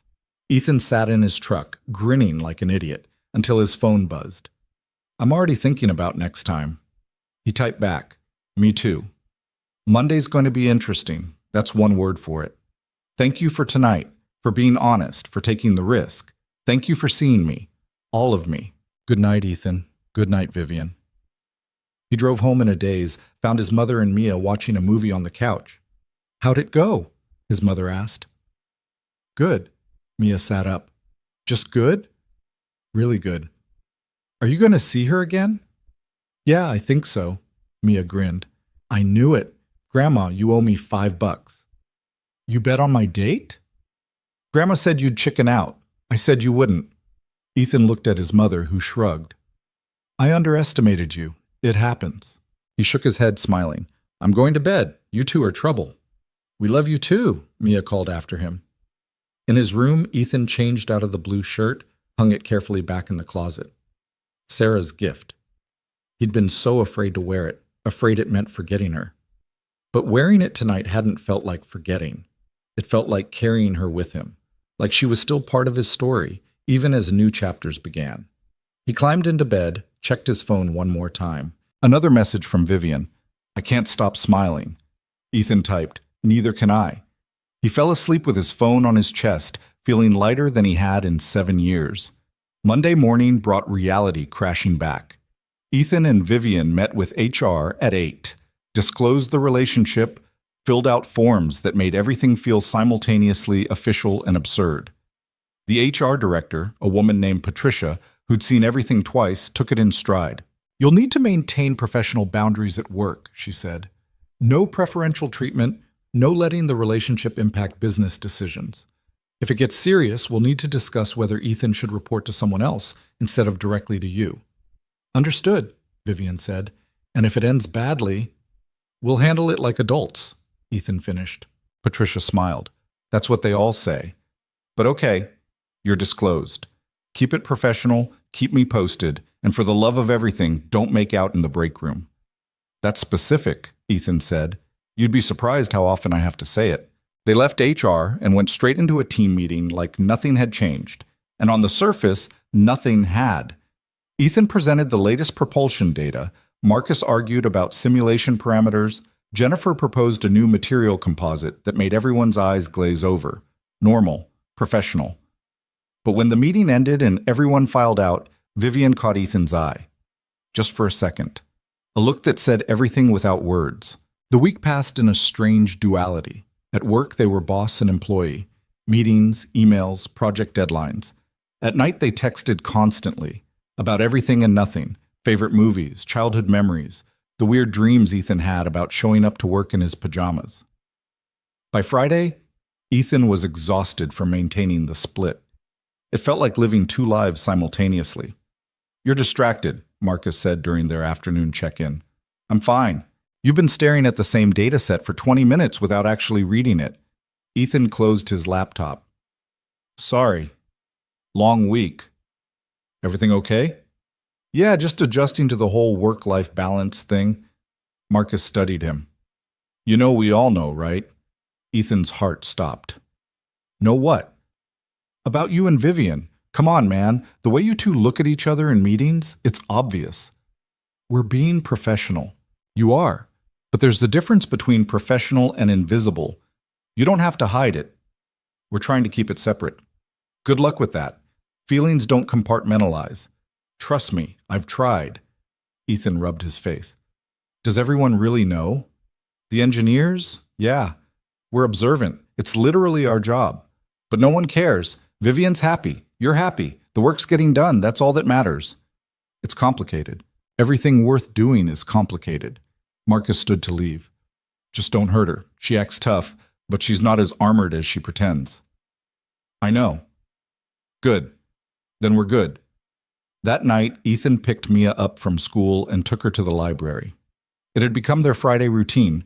Mia would spend an hour in the kids section while Ethan worked on his laptop nearby, catching up on the emails he'd ignored all week. Except tonight, his laptop stayed closed. He was too busy thinking about what Marcus had said, about how the team knew, about whether trying to keep his relationship with Vivian separate from work was even possible. Dad, you're doing the staring thing again. Ethan looked up. Mia had appeared beside him with a stack of books taller than her head. Just thinking. About Vivian? How'd you guess? You get this look, like you're trying to solve a really hard math problem. That's accurate. Mia set her books down, climbed into the chair next to him. Are you happy? With her? I think so. It's still new, still figuring it out. But you like her? Yeah, I do. Then that's good. You deserve to be happy. Ethan pulled her into a side hug. When did you get so wise? I've always been wise, you just don't listen. They checked out her books and drove home. Ethan made dinner while Mia did homework. Normal, routine. His phone buzzed. What are you doing tomorrow? Vivian. Garage in the morning, free afternoon. Why? I want you to meet someone. Who? My sister. She's in town for the weekend. I told her about you. Ethan stared at the screen. Meeting family. That was a step. A big one. Are you sure? I'm sure. She's dying to meet the guy who got me to actually take a Saturday off. No pressure then.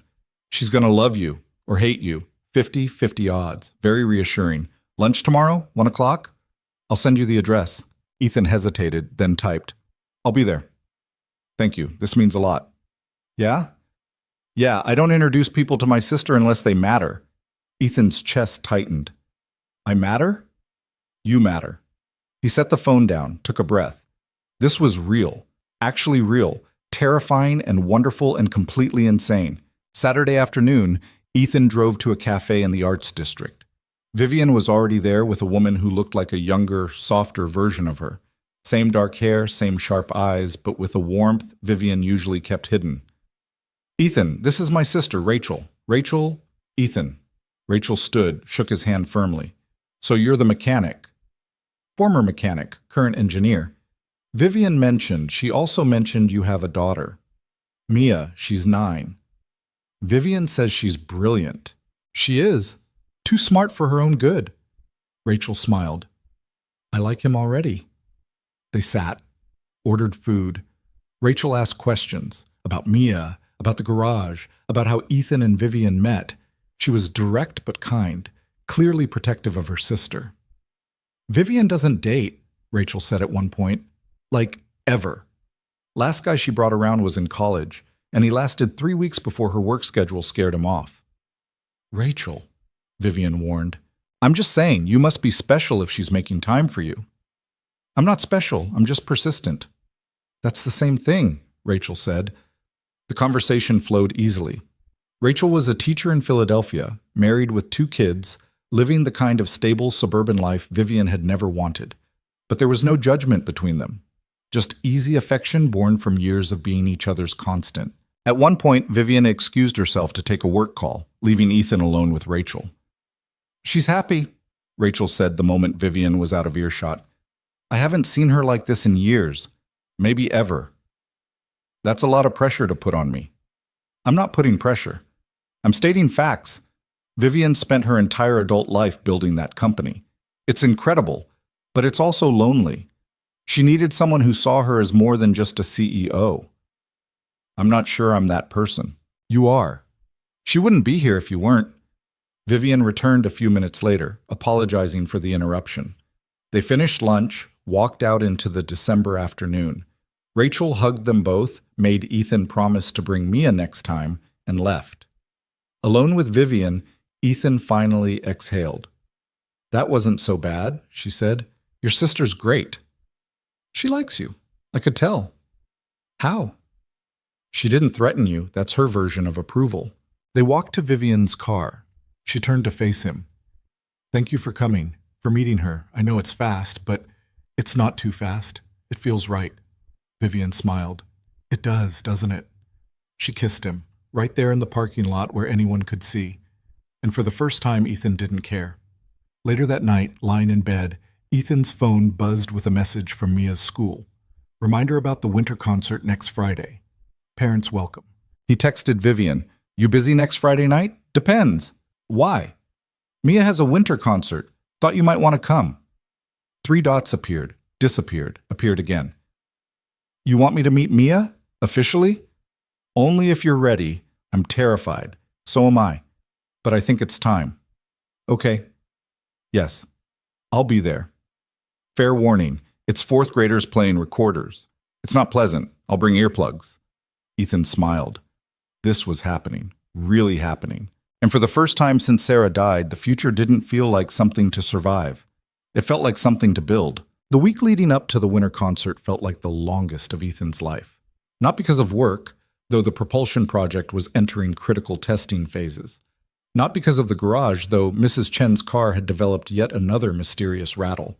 But because he was about to introduce the 2 most important people in his current life to each other, and he had no idea how it would go. Mia knew Vivian was coming.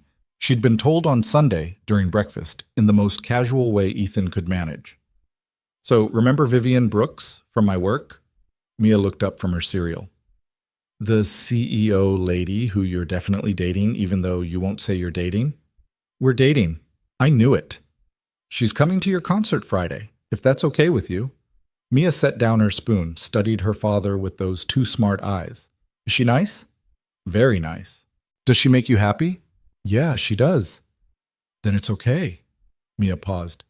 Is she going to try to be my mom? The question hit like a fist to the chest.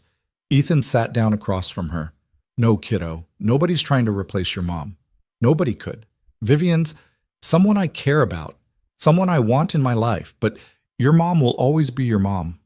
I know that. I just wanted to make sure you knew that. I do. Okay, then I want to meet her, officially, not just as the CEO lady.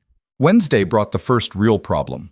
Ethan was in a meeting with the propulsion team when Lisa pulled him aside. We've got an issue with the prototype, she said quietly. The composite housing cracked during the thermal test. Ethan's stomach dropped. How bad? Bad enough that we need to halt testing until we figure out what went wrong. They spent the next 4 hours in the lab, examining the failed component, running diagnostics, trying to identify the failure point.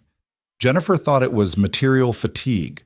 Marcus suspected a design flaw in the stress distribution. David just shook his head and said they'd pushed too hard too fast. By 6, they were no closer to an answer. The team was frustrated, exhausted. Ethan called a halt. "We're done for today. Go home, get some sleep. Fresh eyes tomorrow." "We can't afford delays," Lisa said. "The client presentation is in 3 weeks." "We also can't afford to present a flawed design. We'll figure it out." After everyone left, Ethan stayed in the lab, pulled up the simulation data, cross-referenced it with the test results, looked for the discrepancy. His phone buzzed. Vivian. "Still at the office?" "Lab. We had a component failure. Need company? You don't have to. I'm already on my way down." She appeared 5 minutes later with 2 cups of coffee and a bag of pretzels from the vending machine. "Dinner of champions," she said, handing him a cup. "How'd you know I was still here?" "I can see the lab from my office. Your truck's been in the garage for 3 hours past when you usually leave." Ethan took the coffee gratefully. "We're stuck. The housing cracked and we can't figure out why. Every simulation said it should hold." Vivian set down her bag, came around to look at his screen. "Walk me through it." "You don't need to, Ethan. Walk me through it." So he did. Explained the design, the materials, the testing protocol, showed her where the crack had formed, how it had propagated, why it didn't make sense. Vivian listened without interrupting. Then she said, "What if the simulation parameters were wrong? We use standard conditions." "Standard for what environment?" Ethan stopped, looked at the data again. "We modeled it for sea-level operations," he said slowly. "But the client wants to use this in regional aircraft, which means higher altitudes, lower atmospheric pressure, which changes the thermal dynamics, which changes everything." Ethan pulled up the simulation software, started recalculating. Vivian leaned against the desk beside him, drinking her coffee, watching him work. After 20 minutes, he had his answer. "You're right. At altitude, the pressure differential creates a resonance effect we didn't account for. The housing fails because it's vibrating at a frequency the material can't handle. Can you fix it?" "We'd need to redesign the mounting system, add dampeners, maybe switch to a different composite matrix." "How long?" "A week. Maybe 2. Vivian nodded. "Do it. I'll push the client presentation back." "You sure?" "I'm sure. I'd rather present something that works than something that looks good on paper." She finished her coffee. "Come on. You've been staring at screens for 12 hours. Your brain needs a break." "I should keep working." "You should go home to your daughter. This will still be here tomorrow." Ethan saved his files, shut down the computer. They walked to the parking garage together. "Thank you," he said, "for the help. And the coffee." "Any time. That's what partners do." "Partners?" Vivian smiled, in work and otherwise. She kissed him goodnight, brief but warm, then got in her car and drove off.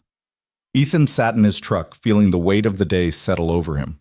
The failure, the solution, the moment when Vivian had shown up not as his boss, but as someone who cared. Partners. He liked the sound of that. Thursday evening, Ethan sat Mia down for what his mother called the talk. Not that talk. They'd already had an age-appropriate version of that conversation last year. This was the talk about Vivian, about what it meant to date someone, about how Mia's feelings mattered more than anything. "I need you to be honest with me," Ethan said. "If you're not comfortable with Vivian being around, if it's too much too fast, you tell me, okay?" Mia was quiet for a moment. Then she said, "Can I ask you something?" "Always." "Do you love her?" The question caught Ethan off guard. Did he? It had been 2 months, not even. Was that enough time to know? But then he thought about the way Vivian saw him, the way she challenged him, the way she'd shown up at the lab with coffee and pretzels and solved his problem in 5 minutes, the way she made him want to be better. "I think I might be falling for her," he said honestly. "Is that okay?" Mia considered this. "Did you love Mom?" "Very much." "Do you still?" "Always. But people can love more than one person in a lifetime. It doesn't make the first love less real." Mrs. Patterson said her mom got remarried after her dad died.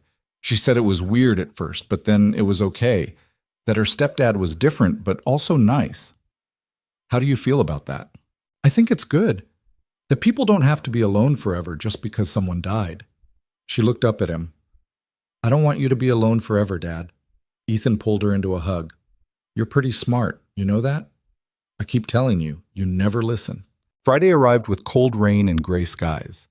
Ethan spent the morning at the garage with Tommy, finishing up the week's work. The afternoon was dedicated to redesigning the mounting system for the propulsion prototype. By 5, his brain was fried and his hands were sore from typing. The winter concert started at 7. Ethan picked Mia up at 6, drove home so she could change into her concert outfit. Black pants, white shirt, the kind of formal wear that made her look older than 9. Nervous? He asked. A little. We've been practicing for weeks, but Sophie keeps messing up her part. You'll be great. I know, I'm more nervous about meeting Vivian officially. She's more nervous about meeting you. Really? Really? She wants you to like her. What if I don't? Ethan pulled into their driveway, turned to face his daughter. Then we figure it out. But give her a chance, okay? She's trying. Okay. They arrived at the school at 6:45. The auditorium was already filling with parents, grandparents, siblings. Mia disappeared backstage with her class. Ethan found seats in the middle section, saved one next to him. Vivian arrived at 6:58. She'd come straight from work, still in professional attire, but with her hair down and a nervous energy Ethan had never seen before. Sorry I'm late, meeting ran over. You're fine, it hasn't started yet. She sat, looked around at the crowd of families. I haven't been to a school concert since my niece's recital 3 years ago. Fair warning, 4th grade recorders are an acquired taste. I remember. My ears didn't recover for a week. The lights dimmed. The music teacher took the stage, welcomed everyone, and introduced the first group. The concert was exactly as painful as promised. Well-meaning but objectively terrible. Kids playing out of tune, losing their place. One memorable moment when a boy dropped his recorder and it rolled off the stage. But Ethan didn't care. Because there was Mia, 3rd row, playing her part perfectly, totally focused. She'd practiced for weeks, stayed up late perfecting the fingering, and now she was up there doing the thing. When her class finished, Vivian leaned over. She's really good. She practices. A lot. She's disciplined. That's rare in kids. She gets it from her mom. Vivian's hand found his in the darkness. Squeezed. The concert ended. Parents flooded the stage area to collect their kids. Ethan and Vivian waited near the back, giving Mia space to say goodbye to her friends. When she finally appeared, she walked straight up to them, looked at Vivian, and said, Hi, I'm Mia. Vivian crouched down to eye level. Hi, Mia, I'm Vivian. You were amazing up there. Thanks. I messed up a little in the second song, but I don't think anyone noticed. I didn't notice. All I saw was a very talented girl who worked really hard. Mia glanced at Ethan, then back at Vivian. My dad says you're nice. I try to be. Your dad says you're brilliant. I am. It's not bragging if it's true. Vivian laughed. I like your confidence. I like your shoes. They're cool. Thanks. They're also incredibly uncomfortable. Then why do you wear them? That's an excellent question. I'm starting to wonder that myself. Ethan watched them talk, feeling something loosen in his chest. This could work. Actually work. They walked to the parking lot together, Mia chattering about the concert, about her friend Sophie, who'd indeed messed up her part, about the upcoming winter break. At the cars, Vivian said goodbye. It was really nice to meet you officially, Mia. You too. Are you coming over for dinner sometime? Vivian glanced at Ethan. I'd like to. If that's okay with your dad. It's okay with me, Ethan said. Tomorrow? Mia suggested. Dad's making spaghetti. It's his specialty. It's literally the only thing I cook well, Ethan admitted. Then I'd love to, Vivian said. She hugged Mia goodbye, which surprised both of them but felt natural, and drove off. In the truck, Mia was quiet for a long moment. Then she said, I like her. Yeah? Yeah, she's smart. And she doesn't talk to me like I'm a baby. She respects you. Most adults don't. They're like, oh, you're so cute. And I'm like, I'm also a person with thoughts. Ethan smiled. Vivian gets that. Is she going to be around a lot? I hope so, if that's okay. It's okay. Just don't forget about me when you're with her. Ethan pulled the truck over, right there on the side of the road, turned to face his daughter. Mia, listen to me. You are the most important person in my life. Always. No matter what happens with Vivian or anyone else. You come first. Got it? Got it. And if that ever changes, if I ever make you feel like you're not the priority, you tell me. Promise? Promise. They drove home. Ethan made hot chocolate, the fancy kind with real cocoa and marshmallows. They sat on the couch, Mia tucked under his arm, and watched a movie neither of them paid attention to. Dad? Yeah? I'm glad you're happy. You smile more now. Do I? Yeah, it's nice. Saturday dinner was chaos in the best way. Ethan cooked while Mia set the table and peppered him with questions about what to talk about with Vivian. Vivian arrived at 6 with flowers and a bottle of wine and visible nerves. I didn't know if I should bring something for Mia, she admitted. Is that weird? I don't know the protocol for meeting your boyfriend's daughter. Boyfriend, Ethan said. Is that not the right word? No, it is. Just the first time you've said it out loud. Should I not have? I like it, Vivian smiled, relaxed a fraction. Dinner was loud. Mia asked Vivian 1,000 questions about running a company, about what it was like being the boss, about whether she ever got scared. Vivian answered honestly, admitted to the fear, the mistakes, the times she'd almost given up. But you didn't give up, Mia said. No, because giving up felt worse than failing. That's what my dad says. Your dad's smart. He is, except about doing laundry. He always mixes the colors and whites. Hey, Ethan protested. That was one time. 3 times, Mia corrected. After dinner, they played a board game Mia picked out. Something involving strategy and dice and way too many rules. Vivian was competitive in a way that made Mia respect her even more. You're really good at this, Mia said when Vivian won the second round. I like games that make me think. Me too. Most people let kids win. It's annoying. I'll never let you win. You'll have to earn it. Good. At 8:30, Mia went to bed, hugged Vivian goodnight without being prompted, left Ethan and Vivian alone in the living room. She's incredible, Vivian said. Truly. She liked you. That's not easy to earn. I was terrified the entire time. You hit it well. Vivian leaned against him on the couch. This is good. Really good. Yeah, it is. They sat in comfortable silence. Outside, the rain had started again. Soft. Steady. I need to tell you something, Vivian said. Ethan's stomach tightened. Okay. The board is talking about expanding, opening a second facility. They want me to consider relocating to oversee it. Where? Seattle or Denver. They haven't decided. That's big. I told them no. Ethan sat up. What? I told them I'm staying here, that we can manage the expansion remotely, that I'm not interested in moving. Vivian, that's your career. This is my life. There's a difference. She turned to face him. I spent 10 years building that company at the expense of everything else, and I was fine with that. But now I have something I don't want to lose. Someone. 2 someones, actually. You're sure? I'm sure. Brooks Aviation will be fine. I'll hire a great team for the new facility, but I'm not leaving. Not when I just found something real. Ethan kissed her, slow and deep and full of gratitude. I love you, he said. The words came out before he could stop them, before he could think about whether it was too soon or too fast or too much. Vivian pulled back, looked at him. Say that again. I love you. I love you too.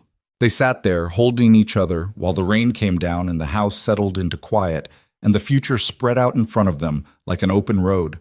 The next few weeks blurred together in the best way. The propulsion project got back on track with the redesigned mounting system. The testing went perfectly. The client presentation was a success. The team celebrated like they'd won the lottery. Vivian became a regular presence in Ethan's life, and Mia's. Dinners twice a week. Weekend mornings at the library where Vivian and Mia would argue good-naturedly about books. One memorable Saturday where all 3 of them ended up at the garage and Vivian learned how to change oil while Mia supervised. You're good at this, Tommy observed, watching Vivian work. It's not that different from engineering, she said, just greasier.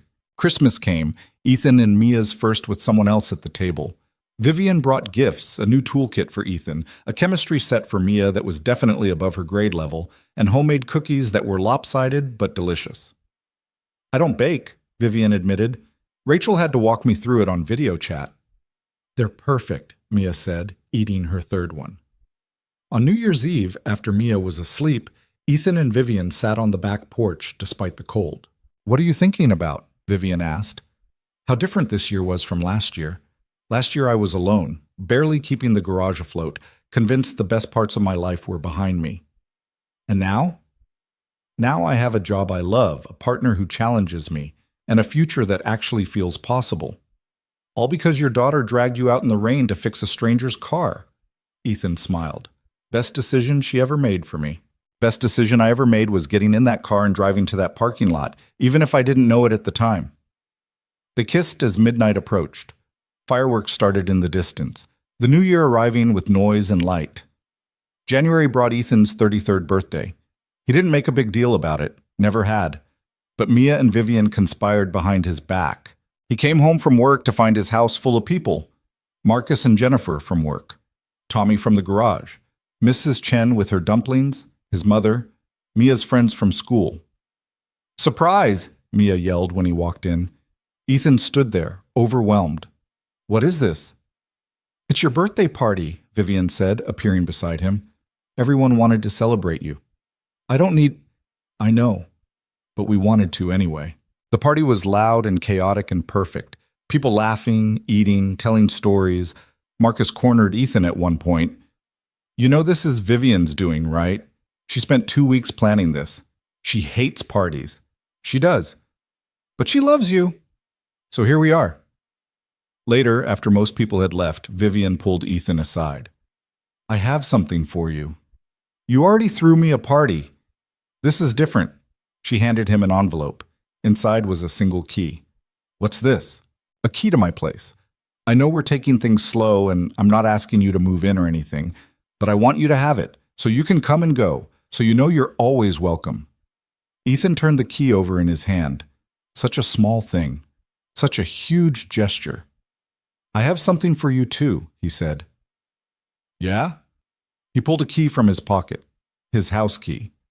Had been carrying it for a week, waiting for the right moment. For the same reasons, he said. Vivian laughed, started crying, kissed him while their friends pretended not to watch. We're really doing this, Shum, she said. We really are. I'm terrified. Me too, but I'm more terrified of not trying. Mia appeared between them. Are you guys being mushy again? Completely, Ethan admitted. Gross, but also kind of nice. She looked between them. Are we a family now? Ethan glanced at Vivian. She nodded. Yeah, kiddo, I think we are. Cool. Can we have cake now? They had cake. Chocolate with vanilla frosting. Ethan's favorite since he was a kid.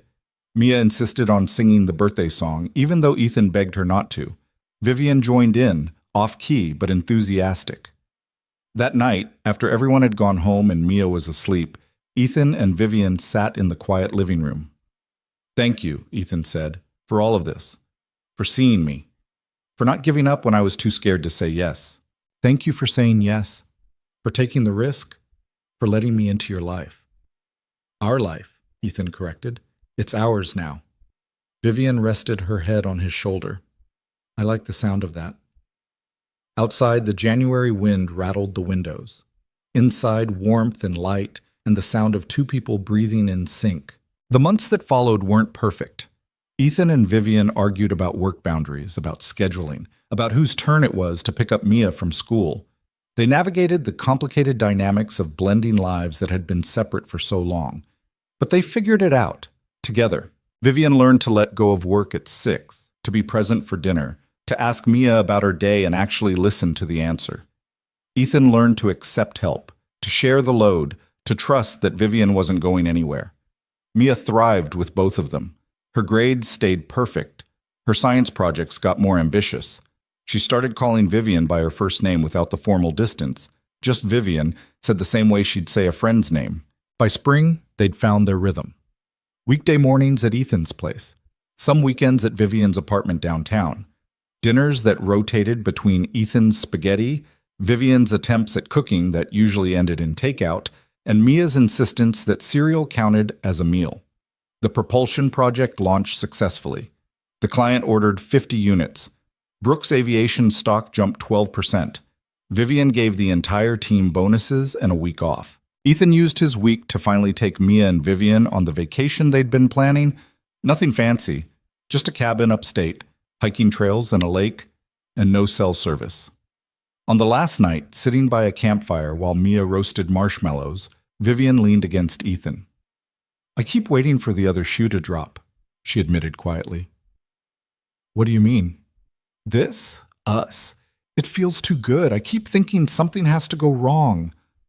"Maybe nothing will." "You really believe that?" "I believe we're both smart enough to work through whatever comes." "That's enough." Vivian was quiet for a moment. Then she said, "I want this to last." "So do I." "Like really last. Long term. Forever kind of lasting." Ethan's heart stuttered. "Are you?" "I'm not proposing. Not yet. Just stating intentions." "Good. Because I'd want to be the one to propose." "Oh, really?" "Really. When the time's right." "And when will that be?" Ethan looked at Mia, laughing as her marshmallow caught fire. Looked at Vivian, her face lit by flames, eyes full of hope and fear in equal measure. "When we're both ready," he said. "No rush." "No rush," Vivian agreed, but they both knew. It was just a matter of time. 6 months later, on a random Tuesday in October, Ethan took Mia to the jewelry store. "You're really doing this?" she asked, looking at rings. "I really am. What do you think?" "I think she'll say yes." "How do you know?" "Because she looks at you the way you look at her, like you can't believe you got this lucky." Ethan bought the ring. Simple, elegant, the kind of thing Vivian would actually wear. He planned to wait, to find the perfect moment. But that Saturday, working at the garage with Vivian helping and Mia organizing the tool bench, it hit him that this was the perfect moment. All three of them covered in grease, arguing about the correct way to organize socket wrenches, completely at ease. "Vivian," he said. She looked up from the engine she was examining. "Yeah?" Ethan wiped his hands on a rag, pulled the ring box from his pocket. Vivian's eyes went wide. "Ethan! I know it's not romantic. I know I should have planned something nice, but this is us, the garage, the grease, the work we both love, and I can't think of anywhere I'd rather do this." He dropped to one knee on the oil-stained concrete floor. "Vivian Brooks, you saw me when I couldn't see myself. You pushed me when I was too scared to move. You made me believe in possibilities I'd given up on. And you loved my daughter like she was your own. Will you marry me?" Vivian was crying, laughing, nodding. "Yes. Yes, of course, yes." Ethan stood, slipped the ring on her finger, kissed her while Mia cheered in the background. "This is the best day ever," Mia declared. "Second best," Vivian said. "The best was the day I met you both." They stood there in the garage on Meridian Street, three people who'd found each other by accident and built something real from broken pieces and second chances. Outside, rain started to fall. Soft at first, then harder. The same kind of rain that had brought them together over a year ago. Ethan pulled both Vivian and Mia close, listened to the water hammer the roof, and thought about how far they'd come. From that parking lot to this moment, from survival to something that felt like actually living. "What are you thinking?" Vivian asked. "That I'm the luckiest man alive." "Sappy," Mia said. "True," Vivian corrected. They closed up the garage together, drove home through the rain, made dinner, spaghetti, because some traditions were worth keeping, sat around the table planning a future that no longer felt scary. And when Mia went to bed and Ethan and Vivian were alone, she held up her hand watching the ring catch the light. "I can't believe you proposed in a garage. Would you have wanted it any other way?" "No, it was perfect, perfectly us." "No regrets?" "None." "You?" "Not a single one." They sat together in the quiet house, listening to the rain, holding each other, knowing that tomorrow would bring new challenges and complications and moments where they'd have to figure things out as they went. But they'd do it together. That was the whole point. Sometimes the best things in life came from taking risks, from saying yes when every logical part of your brain screamed no, from trusting that broken could become whole again, that lonely could become full, that endings could turn into beginnings if you were just brave enough to try. Ethan had been brave. So had Vivian. And Mia had been brave enough for both of them when they couldn't be. And now they had this. A life built from rain and broken cars and second chances, imperfect and messy and absolutely worth every terrifying step. Outside, the storm continued. Inside, there was warmth and light and love. And that was enough, more than enough. It was everything.